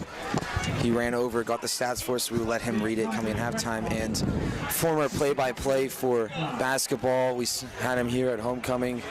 And hopefully one of my good friends and mentors, Nick Poprocky. Hey Logan, how you doing? Good, how are you? Doing well, doing well. So, famous birthdays. John Lennon was born in 1940. Of course, he was assassinated in 1980. Famous Beatles. Big 75 for John. Steve Burns from Blue's Clues turns 42 today, one of my favorite shows growing up as a kid. Comedian Nick Swartzen turns 39. One of our more favorite players, Starling Marte, turns 27 today. Interesting fact, Andrew McCutcheon's birthday is tomorrow, so 2/3 of the best outfield in baseball were born within 2 years of each other, almost 2 years of each other. He turns 29 tomorrow. In Florida, State football coach Jimbo Fisher turns the big 5-0 today. This day in history, in 1876, the first two-way telephone call. Of course, now telephones are used for pretty much everything. 1890, the first Sherlock Holmes book was released. It was The Red-Headed League. As we see the kicking unit start to get on the field, we will finish this up quickly. 1909, Ty Cobb stole home plate in the World Series. 1916, Babe Ruth, who was a pitcher at the time, started a 29 2/3 scoreless World Series inning streak for the Red Sox. In 1921, Babe Ruth hit his first ever World Series home run. So just 5 years apart, he went from throwing a scoreless inning streak in the World Series to hitting a home run in the World Series. Now we will give you some stats. Again, this is Dylan Morello joining us, and he'll give you the stats.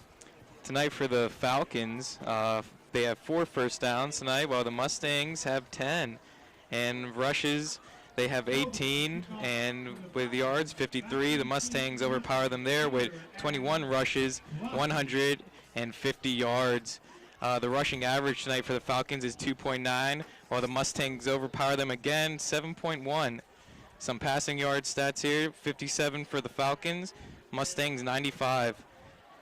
Passes completed, we got 3 for the Falcons and 6 for the Mustangs. Attempts, 7 for the Falcons, 11 for the Mustangs. Interceptions, 0 for each team. Passing percentage tonight for the Falcons, 42.9%. And the Mustangs 54.5. You can see by the stats so far that the Mustangs are definitely ahead in this game. Some fumbles stats, no fumbles tonight in this game. Punt returns, 0 for each. Kickoff returns, we have 3 for the Falcons for 133 yards, while the Mustangs have 2 for 41. Punts, the Falcons have 1 with average of 29, and the Mustangs have 0 punts tonight. Penalties, we have 6 for the Falcons for 36 yards and 7 for the Mustangs. So he will read the rest later in this game as Corey Fogle is off to kick off, and that one will be short. And number 33, take that one up. That was 33 Dakota Sunday. We saw him have that nice return earlier in the game.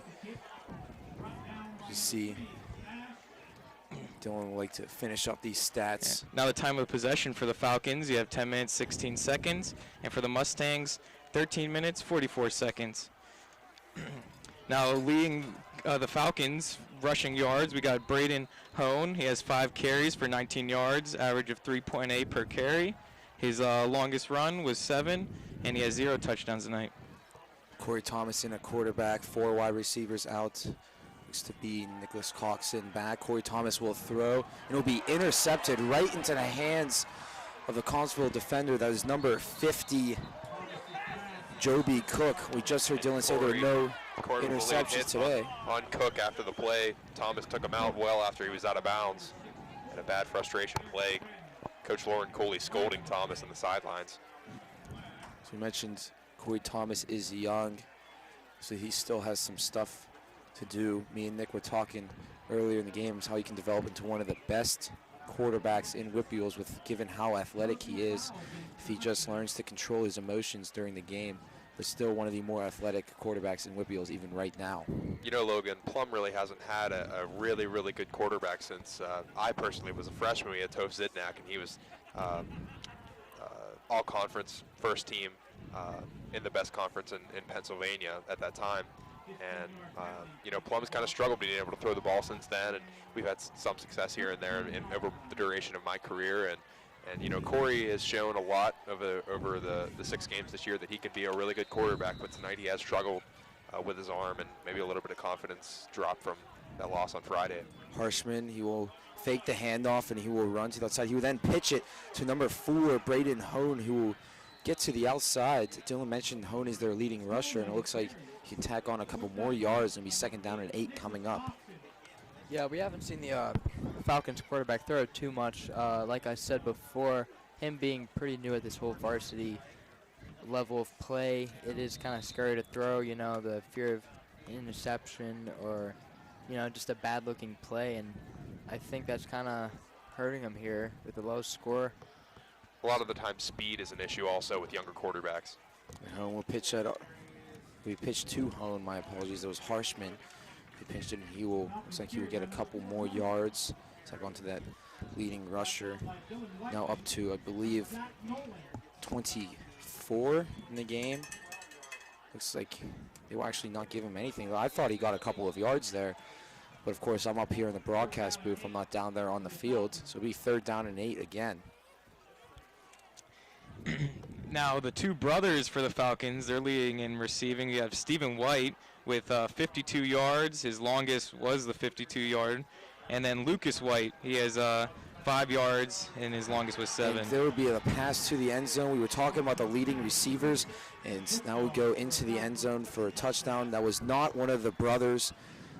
Dylan mentioned Stephen White and Lucas White. The brothers were leading receiving. That was Austin Puskar, who will push ahead of Lucas White, and get a nice touchdown there. So that hopes for the Falcons might put them back in this game. So it might be an 11-point lead is what it looks like as they decide if they want to go for 2 or not. Yeah, they're going to go, Logan. They have the offense out there on the field and try to make this a 2-possession game. Yeah, of course, right when I mentioned how little they're passing, they throw a touchdown pass. So maybe they're listening to something. But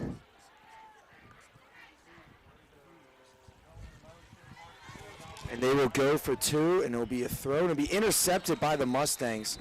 Number Looks 24. like number 24. Thank you, Matt. Zachary K, the senior. And, you know, a well-designed play to have the kind of a D2 college look to it with the drop and then pass the other way. Just a little underthrown there. Looks like he could have had a guy in the south corner of the end zone.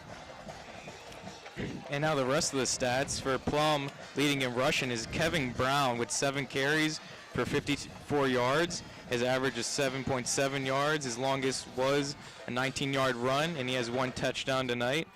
Second in that column is Corey Thomas. He has 4 carries, 37 yards, average of 9.3 yards per carry. His longest was 16. He also has 1 touchdown tonight. And it'll be interesting to see the response here by Thomas and by the offensive play calling, trying to solidify this as a game the Mustangs can hold on to late.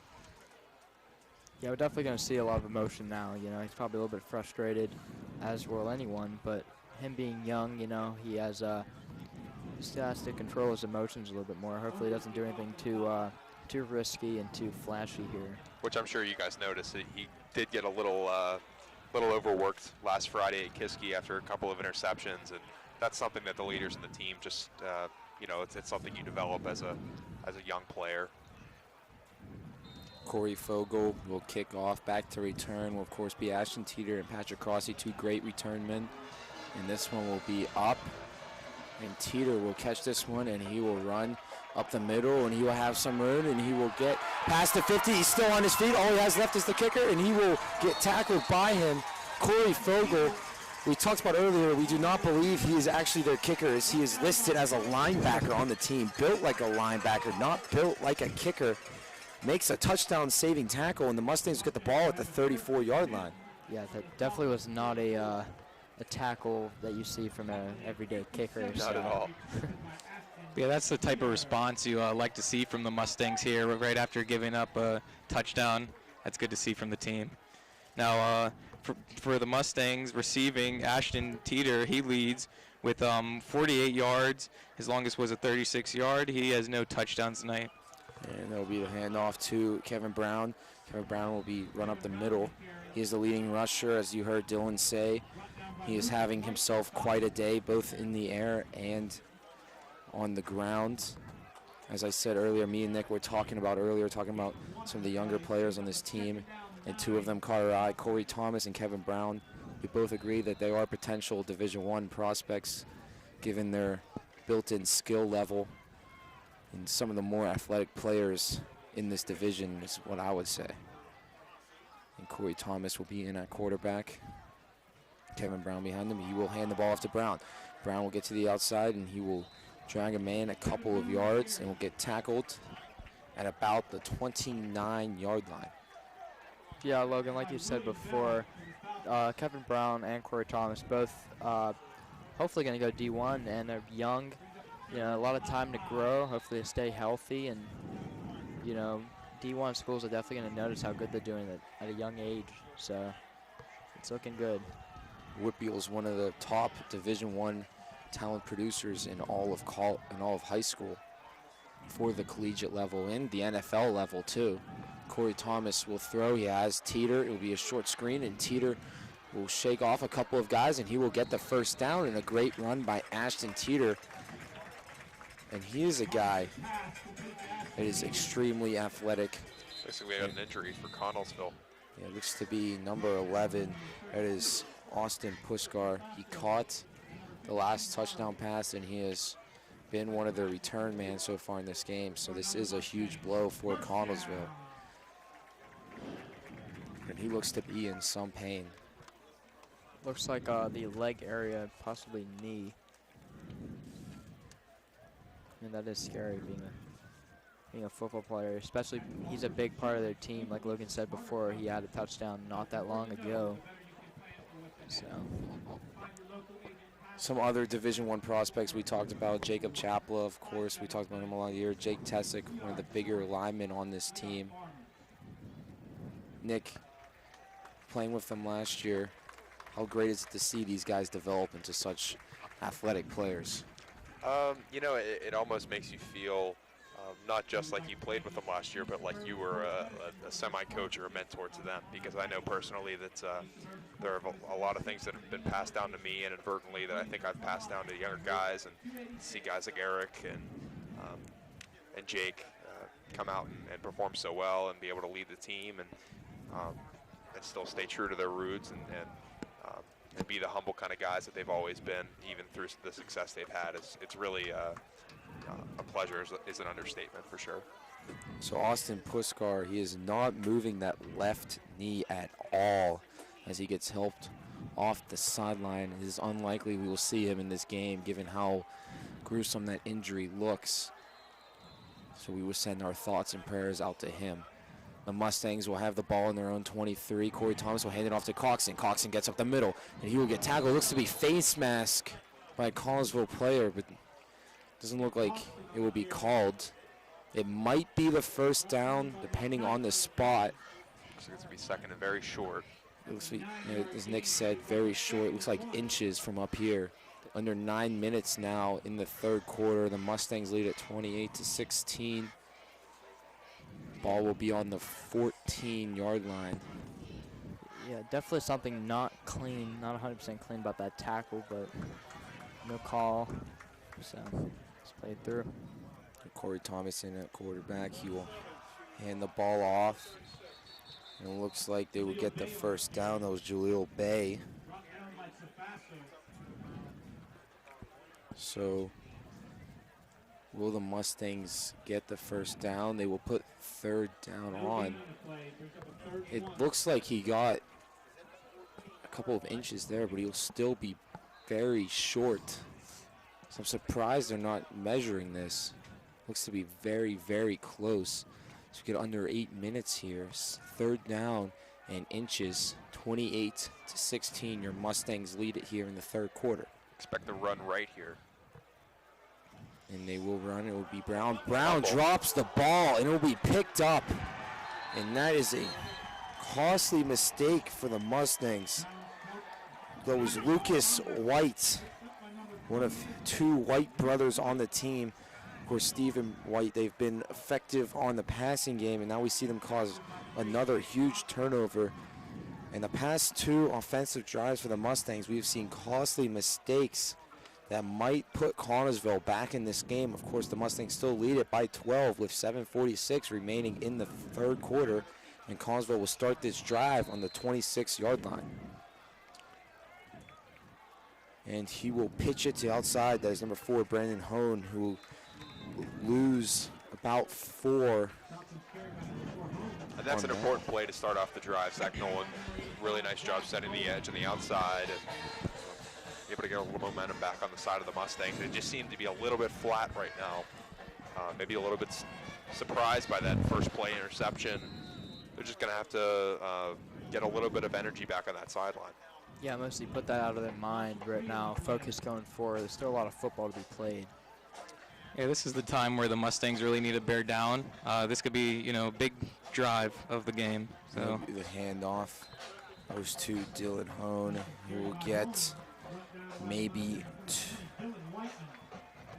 back to where it'll be third down and 8. Actually looks like it'll be third down and 7. A little bit of a generous spot. It'll be a 6-yard carry. It's under 7 minutes now. Ball on 29-yard line. That tackle was credited to Dylan Whiteman of the Mustangs. So. And he has had a year. Yes, sir. Seems like one of the big players in every game defensively. And a great play by Connellsville, but it will get maybe a yard as Dylan Harshman handed the ball off to number 24, Stephen White, who then handed the ball off to Brandon Hone. That's something we will see later. Similar stuff with McKeesport's triple option. So they do a lot of tricky plays like that. This time it will not work for McKeesport. They will get 2 yards. It'll be fourth down and 5. Under 6 minutes remaining in the third quarter. The Mustangs defense came up big here, and now it looks like they will get the ball back with Patrick Crosby to return and Corey Fogel to kick off.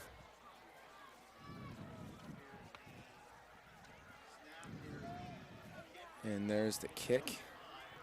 And that one will be high, and it will take a Connellsville bounce, but it will go out of bounds at the 35-yard line. So 5:36 remaining in the third. The Mustangs will start this drive on their own 35. They lead this one by 12. And you know, Logan, you made the allusion to McKeesport's offense that the Mustangs will be seeing, I believe, next week is their scheduled game against McKeesport. And, you know, the little subtle difference you will see with McKeesport's offense is they'll line up more in a wishbone set where they'll have 2 running backs splitting the quarterback. And I think a little bit of difference, that's more of a triple option. And from Connellsville, you see a play they call Sally, which you sometimes have multiple guys going in left and right, east and west, where they will hand it off maybe more than once. So Corey Thomas, he will throw from shotgun, and he has Teeter. And it will hit Teeter's hands, but it was just behind him. You say it will be broken up by number 24, Stephen White, who's had a huge game for Connellsville. 5:31 is where the clock will stop. And you know, Logan, the one thing that I had kind of always thought about Corey Thomas is that his arm was very strong, but sometimes he may run into issues overthrowing receivers. Well, tonight his problem has been underthrowing Ashton Teeter in situations, and nearly had Teeter susceptible to a really big hit there. That's not a great throw there by Corey Thomas. Corey Thomas will be in shotgun. And it looks like one of the linemen jumped for Connellsville. They were saying a Mustang lineman moved first, and they will call it offsides on Connellsville. As the wind starts to pick up a little bit, our banner is waving around. Might have effect if the Mustangs get into field goal range for Jacob Chaplin, one of the stronger legs in WPIAL. Other than that, it's been a beautiful night for the Mustangs and for October football. So with 5:31 remaining in the third quarter, 2nd down and 5. They will hand the ball off, but there will be another flag. And this one will be on the Mustangs. False start, so that will push them back to the original line of scrimmage. So maybe now we will finally see a play get called. 2nd down and 10, 5:28 remaining in the third quarter. Mustangs lead this one 28-16. And it'll be interesting to me to see in the last 17 or odd minutes left in this game if the pace gets picked up a little bit. It seems like the Mustangs are a little bit lethargic offensively, and you want to see them maybe pick things up a little bit on the ground. Corey Thomas will throw. He throws a deep one to Ashton Teeter. Teeter stretches out and makes a great catch. What a throw. What a catch. What a play. Ball will be at the 20. 5:18 remaining in the third quarter. We up here in the booth are clapping our hands. The wind is moving our sign around, slamming the door open, and now the Mustangs are slamming our fists onto the table as we are ecstatic with a great play by Corey Thomas to Ashton Teeter. Yeah, Ashton Got Teeter. the point across there. Yeah, Teeter, though, when he gets in that open field, man, he can run. He can, it's tough catching him. Good play by the defense to catch him on that one. As you hand the ball to Coxon. Coxon will run out to the right, and he will get the 18, and looks like to be a flag. Looks like it might be a personal foul on the Mustangs as number 57 for Connellsville came up saying he was stepped on. It was Todd Brothers II, and yes, it will be on the Mustangs. And the Mustangs experienced the personal foul penalty down on the other side of the field in the second quarter when they were at the 5-yard line, and were still able to cash it in and get 6 points. And this is not something Coach Morgan wants to have, personal foul penalties, especially on the opponent's side of the field in the red zone. Definitely what could be a crucial mistake for the Mustangs if this ends up costing them. Yeah, I think the personal penalties have been pretty equal for both sides. I'd say Connellsville maybe a little bit more. But, yeah, that's big.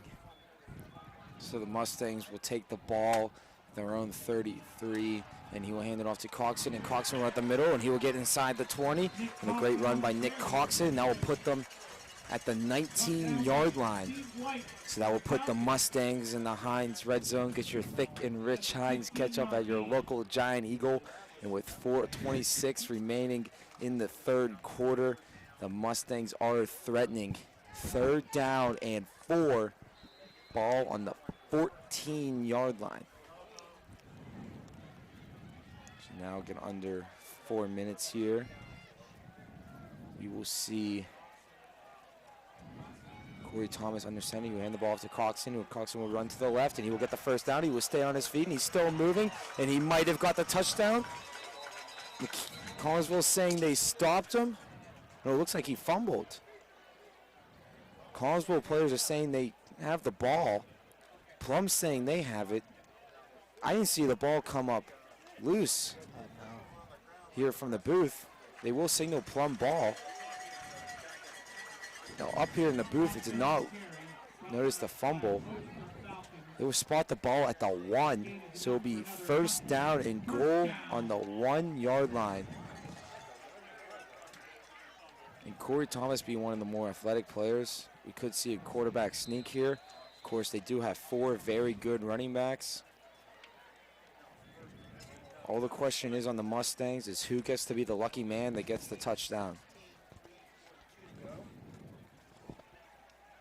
It will start out Thomas under center. And he will hand the ball off. That is Coxon, and Coxon will run into the end zone for a touchdown. The Mustangs will extend that lead. It will be 34-16, bearing the extra point. Could be moved to 35-16 with 3:28 remaining in the third quarter. Jacob Chapler on to attempt the extra point. And guys, what did you think on that drive there by the Mustangs? Getting back to, I think, what they're best at. I think the Mustangs were able to run the ball effectively on that drive. And of course, it was set up by the great pass, but a much more efficient drive for the Mustangs running game. Yeah, definitely. Like I said before, it's all about rhythm and getting into the rhythm. You know, first down after first down really puts you moving, and they definitely were moving there. And, Jacob Chapler's kick is up and good. My apologies, Matt, for interrupting you there. So it'll be 35-16, 21. That was 19-point lead by the Mustangs as my simple math went away for a couple of seconds with 3:28 remaining in the third quarter. Jacob Chapler looked to kick it off. The referees are conferencing down there. So they're looking over to the Connellsville sideline. Do not know why, but they will stop, and now we will see the kicking units trot onto the field. It'll be interesting too who replaces number 11 Austin Puskar, who's been one of the men returning for Connellsville. We saw him go out with a knee injury. His fate is unlikely to return in this game. It will be number 9 Ryan Isles, will be lined up with Braden Hone. Braden Hone will be playing on the side where Puskar was playing, as closer to us, as Ryan Isles moved onto Hone's previous side. Yeah, injuries are a bad thing, but you know, it gives other players opportunity to step up. So let's see how he does here. We have 2 number 9s listed on the roster, as Matt just pointed out to me. We're saying it's Brian Isles, but it could be Timothy Bish. They have 2 number 9s on their roster. They do not have a kicker on their roster either. It's a very, very confusing thing.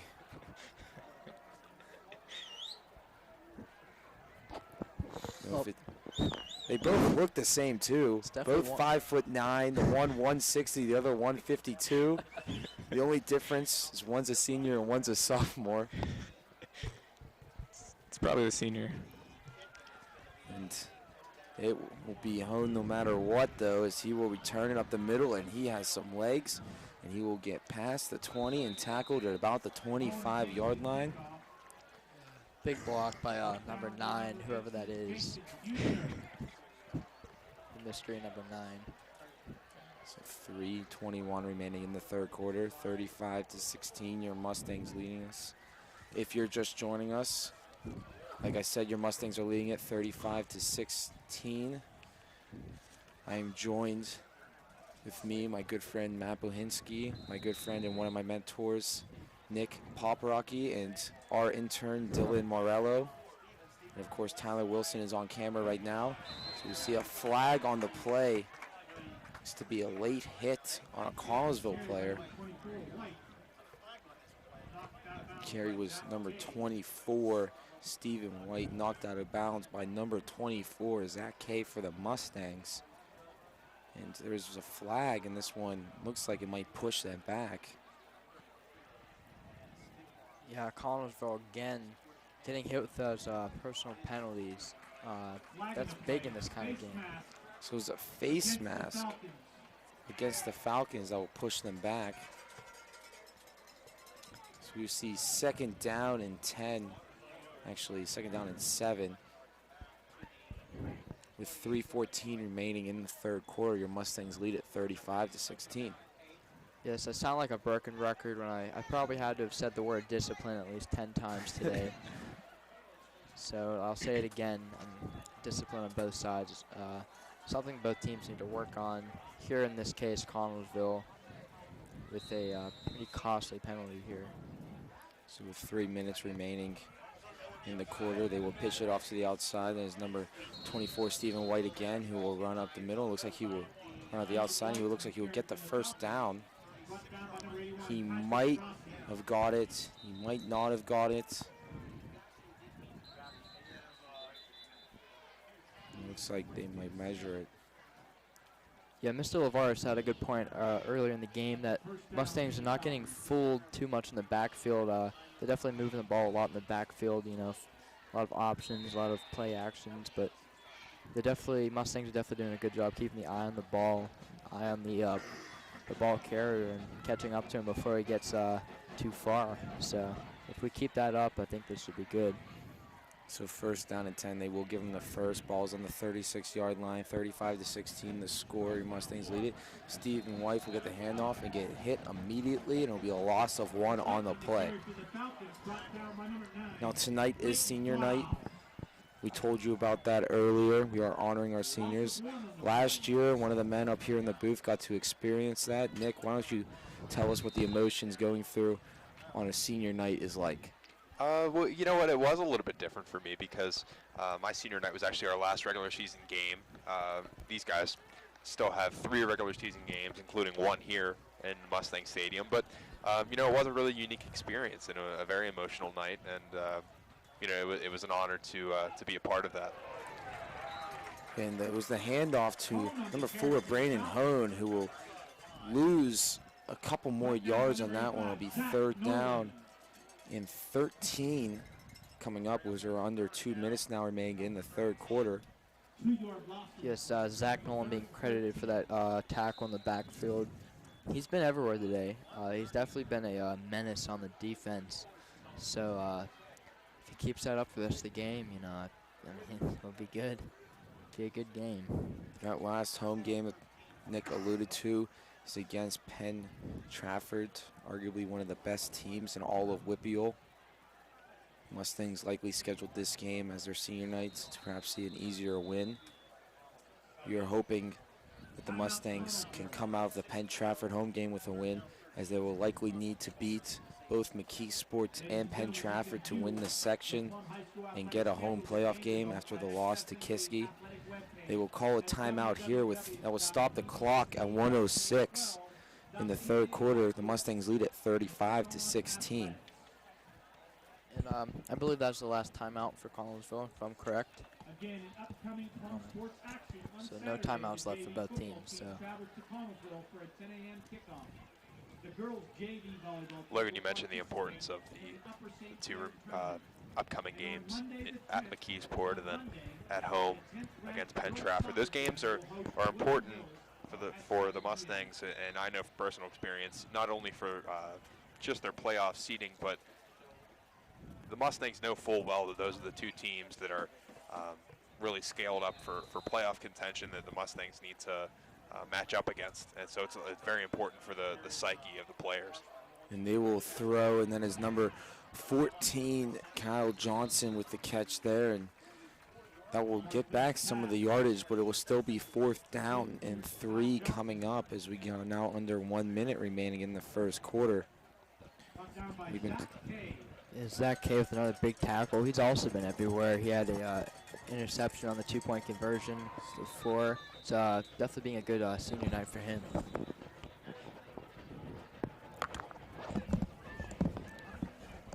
Looks like there's a hold up on the play now. Yes, the line judge had the wrong down up there. So he had 1st down. It was actually 4th down and 3.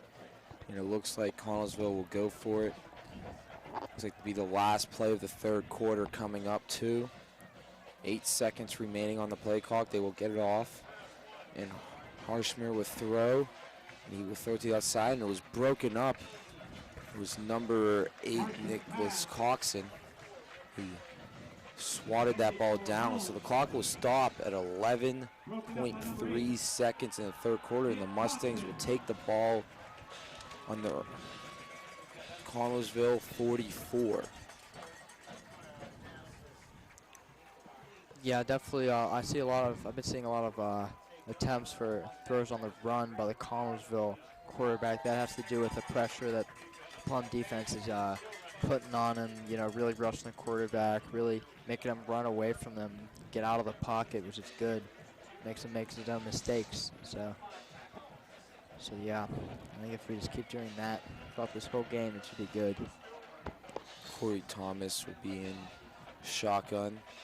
Looks like he might throw. Kevin Brown will be behind him. He will throw, and he will attempt a deep ball to Teeter. He has Teeter, and Teeter will catch it. Was he out of bounds? And they will say he was. This will be no catch. The clock will stop at 4.6 seconds. Yeah, that right foot had come down out of bounds just as he was catching the ball. The left looked like it was in, but they have to go by first foot to touch, and it looked like it was the right. Yeah, Ashton Teeter, man, I say this every week. He runs like a deer, and that's a perfect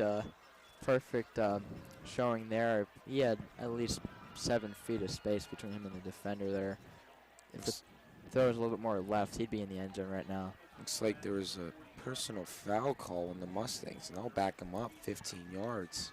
Definitely not what the Mustangs are looking for, and not what Coach Morgan wants to see. He'll definitely make a point of that tomorrow morning at film session for this team. Corey Thomas in shotgun now. Be first down and 25. Corey Thomas will throw. It again will go deep, and it will miss the intended receiver. That was number 84, Ramon Hart Jr.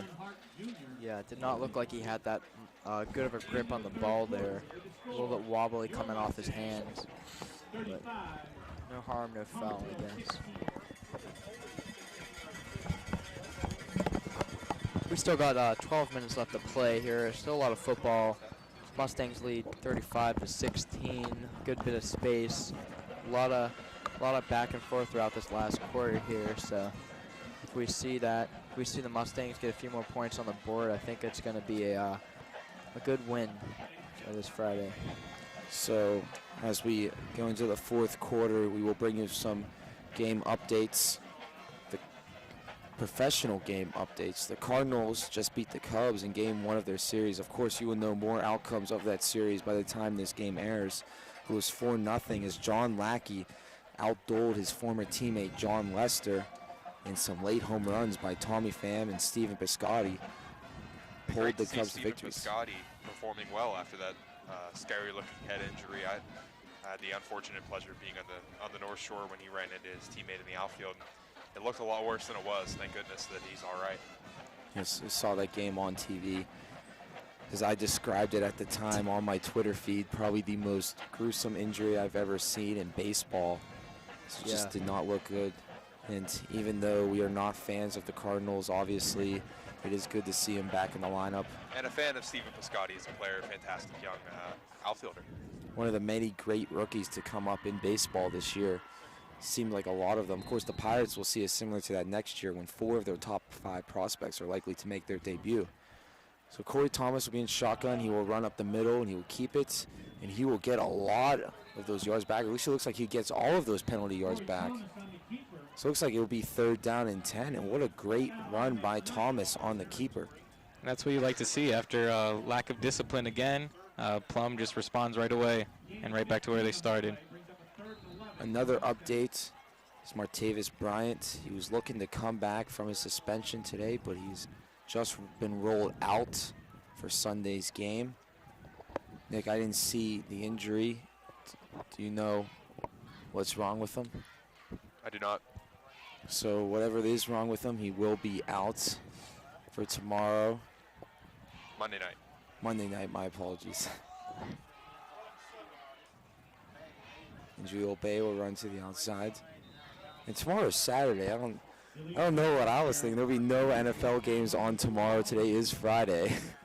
Got some hockey games on tomorrow. Let's go Pens, right? Yeah, they started their season off yesterday. They got shut out, unfortunately. Yeah. Yeah, let's go Capitals. All right. Sorry, I'm a Capitals fan. Yeah. Big rivalry between the Pens and Caps. Yes. Yeah. Good to see Ovechkin and Crosby going at it. Yeah.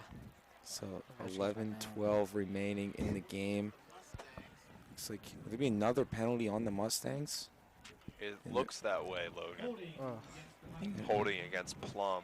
Coach is not going to like that. I mean, it's way too many penalties, especially, when the game's coming down here. You definitely want to punch one more in here, punch the ticket for the win. So it'll be 3rd down and long now for the Mustangs. Corey Thomas in shotgun. And there looks to be a flag. It looks like it will be on the Mustangs, and it looks like they'll push him back. This has not been a very disciplined game for both teams. We do not have the stats for how many penalties they have had in the second half in the total game, but we heard Dylan earlier talk about penalties for the first half. 6 for Connellsville for 36 yards and 7 for the Mustangs for 74 yards. Both those numbers have increased for both teams. This has just not been a very disciplined game. It hasn't been pretty, but it looks as though the Mustangs have quite a good chance here to come out on top, up by 19 with about 10 minutes remaining. They are up by 19, and it will be 19 till the first down. It's 10:40 remaining in the game. There's another flag on the play, and Corey Thomas will throw deep to Teeter. He finds Teeter, and Teeter will go into the end zone. There's a flag on the play. We are hoping it is against Connellsville, but the Mustangs coaches don't look happy. And this one may be coming back, folks, as the band plays their celebratory music and cut it off short. As it looks like a touchdown, but it looks like the flag might put this one back as they are taking the points off the scoreboard. Logan, what happened was the freshman Roman Hart Jr. that you alluded to earlier, that you mentioned earlier, excuse me, he came out of the field a little bit late into the huddle and lined up off the ball and should have been on the ball. And the Mustangs didn't have enough players lined up on the line of scrimmage, and that leads to a 5-yard penalty and a negated touchdown, unfortunately, for Plum. So that will be 3rd down and 24. Ball will be on the 42, Mustangs 42, I might add. With 10:32 remaining in the game, the Mustangs lead this one 35-16. They're trying to put this one away. And there's another flag, and it looks again to be on the Mustangs. And these are just lazy penalties, not even in the thick of the game. Just mental errors pretty much on the Mustangs here. Yeah, and I'm hearing a lot of yelling from the Mustangs crowd, as they should be, from this really, like you said, Dylan, lazy penalties that can be avoided really easy. So in a game where it feels like a blowout, these lazy penalties are tough to avoid by either team. It's 3rd down and 29 now. The ball in the Mustang 37. The first down all the way on the Connellsville side. The Mustangs lead this one 35-16 with 10:32 remaining in the 4th. No flags. Corey Thomas will throw. He finds Teeter, and Teeter will get hit immediately. And now we'll lighten up the Connellsville sideline. So now we will see the Mustangs punt unit come onto the field. And this is a huge defensive possession for the Mustangs, as if they can hold them here, it might be over for Connellsville. And we shouldn't forget about the fact that a few penalties ago, the pass by Thomas to Teeter was a touchdown. And that's a big 6 points to take off the board, especially if Connellsville can come back here and put some points on themselves. So Jacob Chaplin will punt it. It will take a Mustang bounce. It will go inside the 20. Looks to be at the 19.5-yard line. Maybe they'll spot it at the 20. They say it's close enough to the 20, so we'll spot it at the 20. So with 9:43 remaining in the game, Connellsville has the ball, but they are trailing by 19, 35-16 the score, as we hear Vader's March being played by the Connellsville band. They are hoping that can perhaps inspire this team to get a touchdown and put them back in this game. And this is where the Mustangs have to bear down. No mental errors here. So we will see quarterback Harshman in, and there's a fumble on the play. Harshman recovered it. That's what you like to see immediately, getting into the quarterback's head, putting some seeds of doubt here in the Falcons late in the game. Yes, it's really easy getting a quarterback's head that this young of a guy got no experience in the varsity level. And Plum has been getting in their head, they've been rushing him. They've been all in his face all game, so making his own mistakes. Matt mentioned no experience. He has about a game and a half total experience, and they will pitch the ball back. They will throw it. It will get tipped out. But it looks like Zach Nolan, I believe. Zach Nolan. What a play. He would knock the ball out and run into the end zone. My eyes were already looking down the field, only to look back and see Zach Nolan in the end zone with a huge defensive play by the Mustangs, and that looks like it might put Connellsville out of this game with just 9 minutes and 1 second remaining. The Mustangs now lead 41-16, with the chances of extending it to 42-16, bearing the extra point with Jacob Chaplow. That's exactly what you like to see, exactly what the doctor ordered, and the fans here are going crazy. And Matt, you made reference to Zach Nolan's game defensively earlier tonight, and a really nice play there. Yeah, and it's nice to hear the band play the full song after that touchdown. What Matt is talking about is we saw Ashton Teeter have a touchdown called back, and the band started playing the song, but then stopped almost abruptly when they took the points off of the scoreboard. And now we will hear them play the full one. And Nick, you saw the game against Kiski last week, and did that play remind you of any play that happened against the Mustangs? You know what? It did remind me a little bit of the screen pass that Corey Thomas had that was intercepted, and you might be referring to something else, but I that was a very good one. I was referring to the 80-yard touchdown pass by Kiski. They did the same thing, pitched it out to their running back, who threw the ball down. Shaking your head now that you remember. It was a very cold night, and my memory might be a bit shaken. I was freezing sitting in those stands. We mentioned mental errors, and we were having them up here in the booth. Even the best of the best have them on the field and in the booth. And I can't name more than a few of them, but I have had some. Yeah, I think the Mustang fans are definitely putting this game away as a win. Looking at the student section is going to their cars. They usually do that in the second quarter anyway, so it doesn't really matter. Yeah. Not a big turnout, but you love the parental support, and it's a great school, great team. And Jake Chapel will kick that one in the back of the end zone like we're used to seeing him do. So it will be a touchback. Looks like we're seeing Matt Goodland warming up in the sidelines. That's good at getting him in on senior night.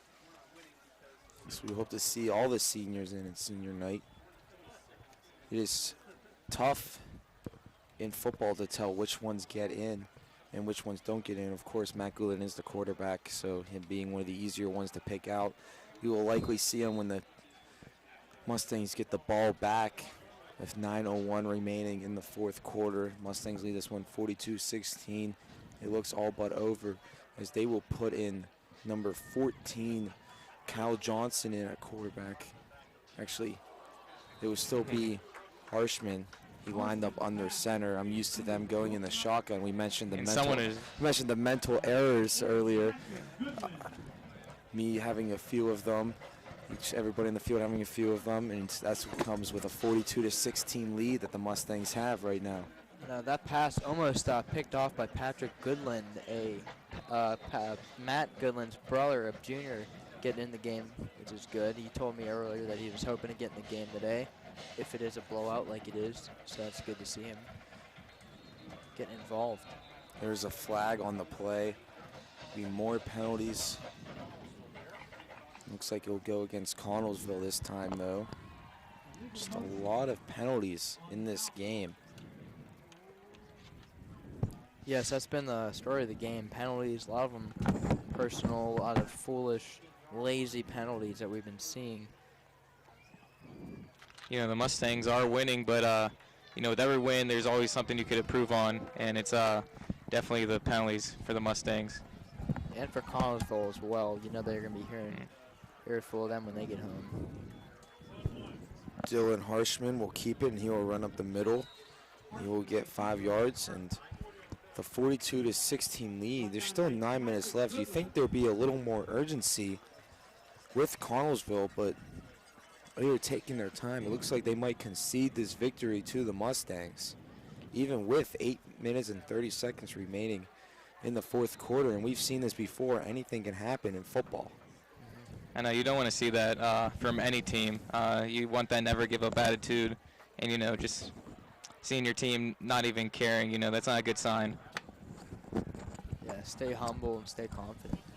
And there will be the handoff. There's number 24 to Stephen White, who will run up the middle. It looks like he might have got the first down.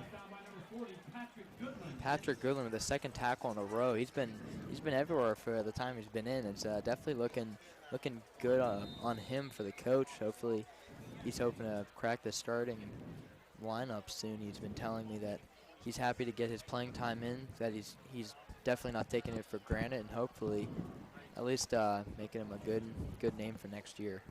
So Dylan Harshman in at quarterback. Man motions to the left. He will hand it off to number 24, Stephen White, who will run up the middle. And Matt is talking about Patrick Goodland. His brother Matt Goodland being a quarterback, Patrick Goodland being a defensive player. Nick, do you think Patrick Goodland has ever sacked his brother? Anything interesting along that lines, being a defensive player and growing up with a quarterback of a brother? Well, I think I personally have experienced a couple of guys who were brothers that played together, and I think the Goodland family, not as much animosity as I think you would find maybe the Turchik family back when I was in the middle of my career as a Mustang. Steven and Nathan were definitely a scrappy bunch there, but I think guys like the Goodlands are a little bit different, but you never know. I didn't play with them all the way through, so there might have been a junior high moment that humbled the senior Matt. So it'll be first down and 10 now on the long run. It's number 24, Stephen White, who has had himself a game, but is not a game enough. Under 7 minutes now remaining. Be the handoff to number 4, Braden Hone, who will get 7 yards, it looks like, on that one. So we will see second down and 3 with 6:49 remaining in the fourth quarter. Again, Patrick Goodland on that one. A big tackle there is, like Matt said, he's been everywhere for the short amount of time that he's been in.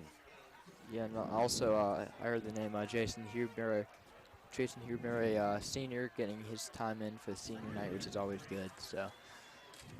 Yeah, Jason is a guy who had some opportunities to play his sophomore year and kind of has fallen out of order over the course of his career, and nice to see him in the game some.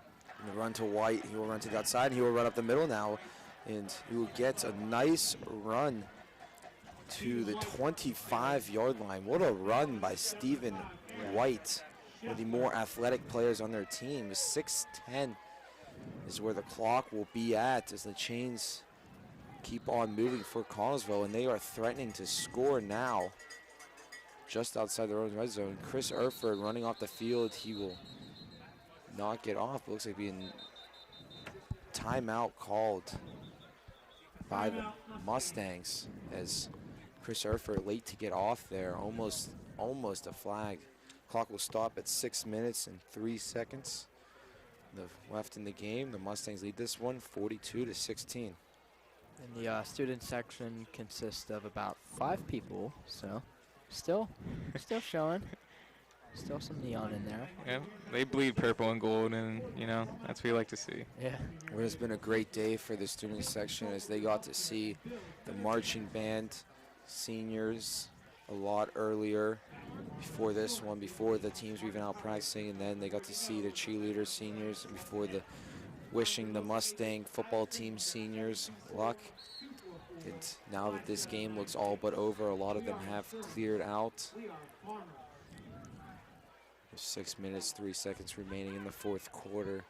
Mustangs lead this one 42-13. Fans starting to clear out as we've been talking about. Neon night still bright over there. So you see a handoff. There's number 4, Hone, who will run the outside. Looks like he's going to get in the end zone, and yes, he will. He will get in the end zone. That will put at least 6 up with 5:54 remaining in the 4th quarter. Connellsville will get another touchdown. And it was Hone on the run to the outside, their leading rusher of this game. So it'll be 42-22, likely 23, as we see Fogel come out to attempt the extra point.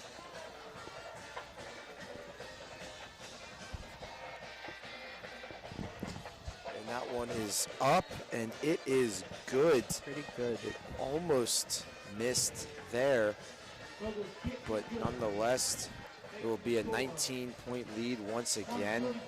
Yeah, that's a good kick from a linebacker, that's for sure. That's what you want, versatile players. You know, it only makes the team better. Yeah, definitely. He's been, we see a few tackles from him, the kicker making some big hits, which is uncommon usually, but yeah, definitely versatile. Yeah. Definitely a sight to see. Yeah, I believe it was Sunday for the Mustangs, Dakota Sunday, who returned it and just got, you know, for lack of a better term, laid out by the Connellsville kicker. He's listed as a linebacker, as we mentioned earlier, and he's not built like a kicker at all. But he has been kicking very good, besides that one low punt that hit his own player. And the Mustangs were able to get the ball back and ended up getting a touchdown on. And you know, you don't think about it a whole lot, but that play really was a really big and a very important play of this game. It was a one-score game at the time, and perhaps you know, if the Mustangs go into the half only up by 7 rather than the score they were up, it's a different game right now. So back to return, we will see senior Nicholas Carlesano and senior Nicholas Pampina. We haven't seen them return this year, but it is senior night, and the Mustangs are up by 19 with 5:54 remaining in the game and not looking to lose this lead, so those two will get some shots at returning here. And with Corey Thomas with the helmet off, it looks like you may see Matt Goodwin in a quarterback. Fogel will kick this one. That one will go far. Oh, yeah. Huge hit, and there will be flags on the play. And a late hit by a Mustang defender, and there'll be another flag. Definitely looked like a horse collar there. It looks like they may be offsetting penalties. Something illegal. For sure. For sure, yeah. It was not clean at all, but hopefully he's okay. So I think he is. He didn't have any problems going off the field, so that's always a good sign. We see Goodland here coming to the huddle. So we will see Matt Goodland. We will also see Jason Hubner, and we will see a lot of these seniors trot out. We got to thank them for all their time here earlier. And now we get to see a lot more of them in the game. And right now you want to see these seniors, you know, make the most out of their opportunities. You know, you're playing in front of your fans, your family. So let's see how we do here. Yeah, and one of the last chances they have to play this game at this level. So this is it's big. It's hopefully doesn't get in their head too much and just focus on playing the game. So the horse collar penalty and the personal foul penalty will be called off. Actually said that there were, you hear that right, 3 penalties against Connellsville. And unless the ball will be put at the 43-yard line. So Matt Goodland in at quarterback, senior. He said it might be one of his last chances to play the game. Connellsville coach is arguing with the ref. He's not happy about something. Meanwhile, the Mustangs will start this drive on the 43-yard line with 5:48 remaining in the game, and they lead this by 19, 42-23 the score. Yeah,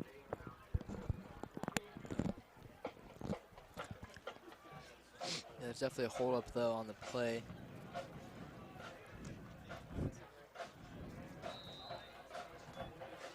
So 5:48, the Mustangs will start this drive. They'll likely run the clock out.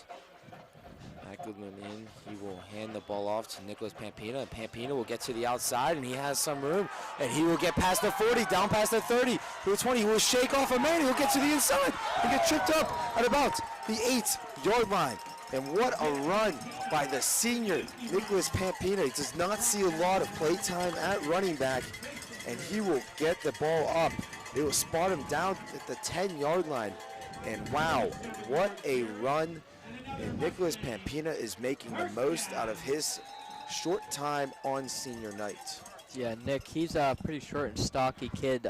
He's more of a power run, and that's pretty rare to see that kind of a power, do that kind of move. A lot like we saw Kevin Brown earlier, cutting back to the right to get a few more yards out of that. That was really impressive. I was not expecting that from him. So now we will see Matt Goulden again under center, Nicholas Pampina again behind, and he will hand the ball to Pampina. This time, Pampina will be tackled for a loss of 1 on the play. So he's second down and goal, ball on the 11-yard line. Under 5 minutes now remaining in the game. The Mustangs may try and go for a touchdown here now that they're threatening inside their own red zone. Again, there's the Heinz red zone. Get your thick and rich Heinz ketchup at your local Giant Eagle. So 4:40 remaining in the game. Mustangs lead up 42-23. Second down and goal. Ball on their own 11, which is Connellsville 11. Matt Goodwin in shotgun now. Nicholas Pampina is lined up behind them. He will throw, and will be a touchdown. And yes, it is a touchdown to Jason Hubner. So on senior night, we see a senior get a huge run to put the ball at the 10, and then we see another senior connect to another senior, 2 guys that don't get a lot of playing time. What a moment for them on the field, and that will extend the lead. It's now 48-23, likely 49 bearing the extra point. So we see a bunch of little kids run around with the Plum Mustang flag. That's what you love to see. All the coaches' sons, actually, they're all always at practice, always carrying the waters, and you know, for the 2 years that those coaches were there for my career, they were always a lot of fun. Future Mustangs right there. Definitely. So they're all in the PMFA program. It's really, really nice to see. A special moment for the seniors, Matt Goodwin, Jason Hubner, Nicholas Pampina, 3 guys that don't see a lot of playing time, make 2 great plays happen, and now they lead at 49-23 with 4:22 remaining in the 4th quarter. And Jacob Chaplin will come out and kick off. That's what the coaches love, you know, guys that don't see a lot of playing time, going out there, making the most of their opportunity, you know, getting a big touchdown on senior night. You know, that just shows how deep this Plum team is. You know, the depth is just outstanding here at Plum.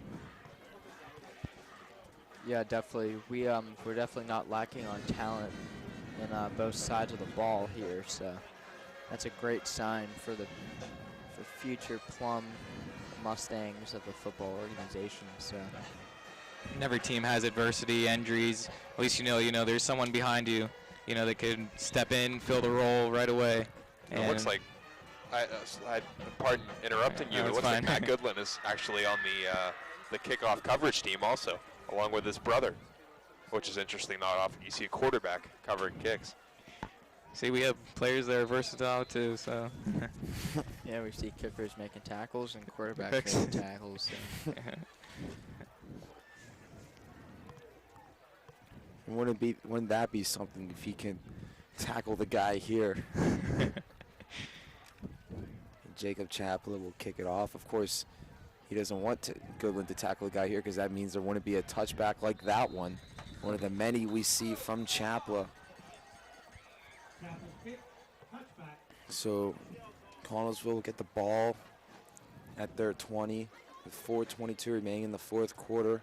It is all but over here as the Mustangs lead at 49-23 on senior night. Yeah, looking on the Mustang bench, nothing but smiles and laughs and, you know, just good attitude down there, just good emotions down there. All the seniors happy most of them got playing time. successful playing time, if I do say so myself. You know, that's what you like to see, you know, just being lighthearted on the bench, you know, teammates clapping each other on the back. It's a really good feeling. Yeah, and at the end of the day, it's a game. It's supposed to be played for fun and for the love of the game. And that's what we're seeing right now, which is always good. In at quarterback now will be number 10, Dylan Burbith. He is a freshman. He looks to be the future of this Connellsville offense coming up. Derek Orndorff, though, junior, he was the guy that is hurt and not playing. Dylan Harshman, he's only seen a game and a half of varsity time. He will end his day. He did not look that good today. We'll hand off to number 44. That was Luke Coons, who runs the outside. He'll get the first down. And now we will see.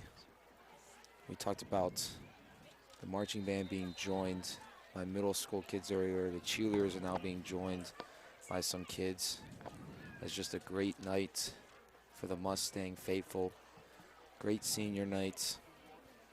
And a great look at the future of the cheerleading organization and the marching band organization too. So there'll be the handoff. That is number 20, Aaron Nicholson.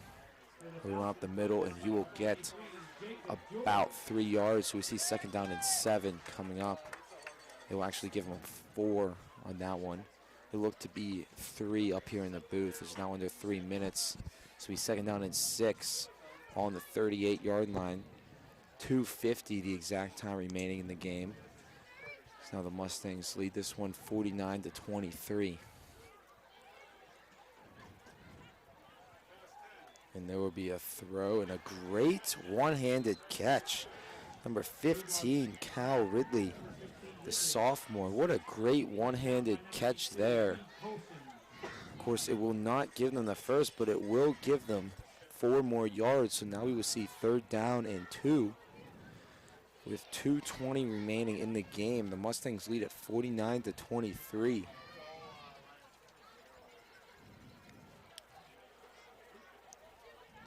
So Dylan Burbith in at quarterback now. He will hand the ball off. There's number 26, Shane Coons, who will get hit almost immediately. And now will be a loss of 1 on the play. It was number 27, Nicholas Pampina, and he is making the most out of his senior night. We saw him that huge run, now a huge tackle. As now we are under 2 minutes remaining in the game. We likely see him get the ball a couple of times on offense. The Mustangs look to run the clock out once soon as they get it back. And it looks like the Mustangs expecting them to go, and they will. They go for it. They have their punter out. The Mustangs are playing like they would go for it. They do not have a guy returning. And it will be a short kick, and that will just keep bouncing all the way to the 13-yard line. So the Mustangs didn't have anyone back to return as they went to the block. And now we will see them take the ball at their own 13-yard line with 1:06 remaining in the game. They are leading 4:06.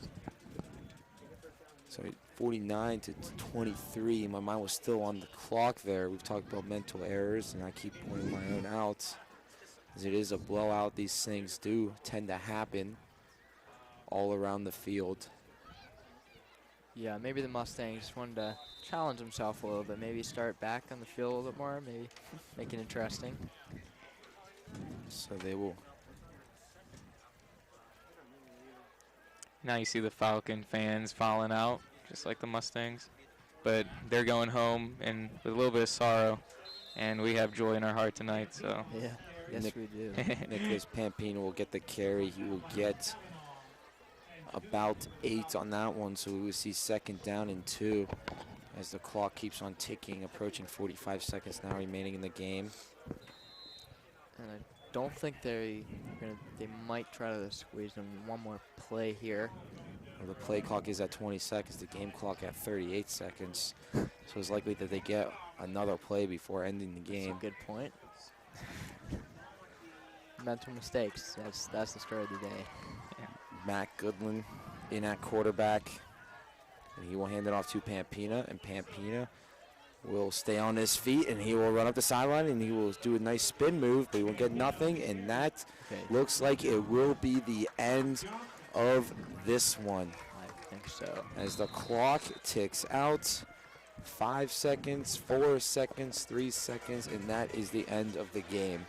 Your final score in this one, Mustangs lead at 49-23. Guys, your thoughts on the game? I will start with you, Matt Bohinski. Well, like I said before, they obviously put that last loss out of their heads, which is good. They did a good job. They came out, first play of the game, big return by Connellsville, and they came back. They came back from that beautifully, getting points after points, first downs after first downs, big plays after big plays. And that's what football is, just a bunch of big plays strung together to make a lot of points, and we definitely did. We're going to send Connellsville home here with a loss, and we're going to go home with a win on this beautiful Friday that we got this October. Your thoughts? Yeah, well, on senior night, we definitely came out to play here. Everybody came together, really good overall play by everybody on the field, even players who don't, get a lot of playing time. Definitely enjoyed watching it here. I know the fans did as well. The story of the game, as Matt was saying, it was mental errors. Every team has to work on stuff, as the season progresses. Nobody's perfect. But I love just the response coming off a loss last week. So, Nick, your thoughts? It was a good performance again by the Mustangs, and I think those guys said everything there is to say. So I want to thank you guys for having me again, and let's go Mustangs. So the Mustangs will move to 5-1 overall, 4-1 in conference play. They are now 316, 383, and 27 all time. Connellsville will fall to 1-4 in the conference, 1-5 overall, and 529, 502, and 59. Their all-time records. Thank you for joining us tonight. I'm Logan Carney. With me, of course, was Matt Bohinski, Mr. Todd LaVarse, Nick Poprocky joined us, Tyler Wilson, Dylan Fantone, and our intern, Dylan Morello. I hope you all have a wonderful night. Thank you for joining us. Your final score in this one, Mustangs 49, Connellsville 23.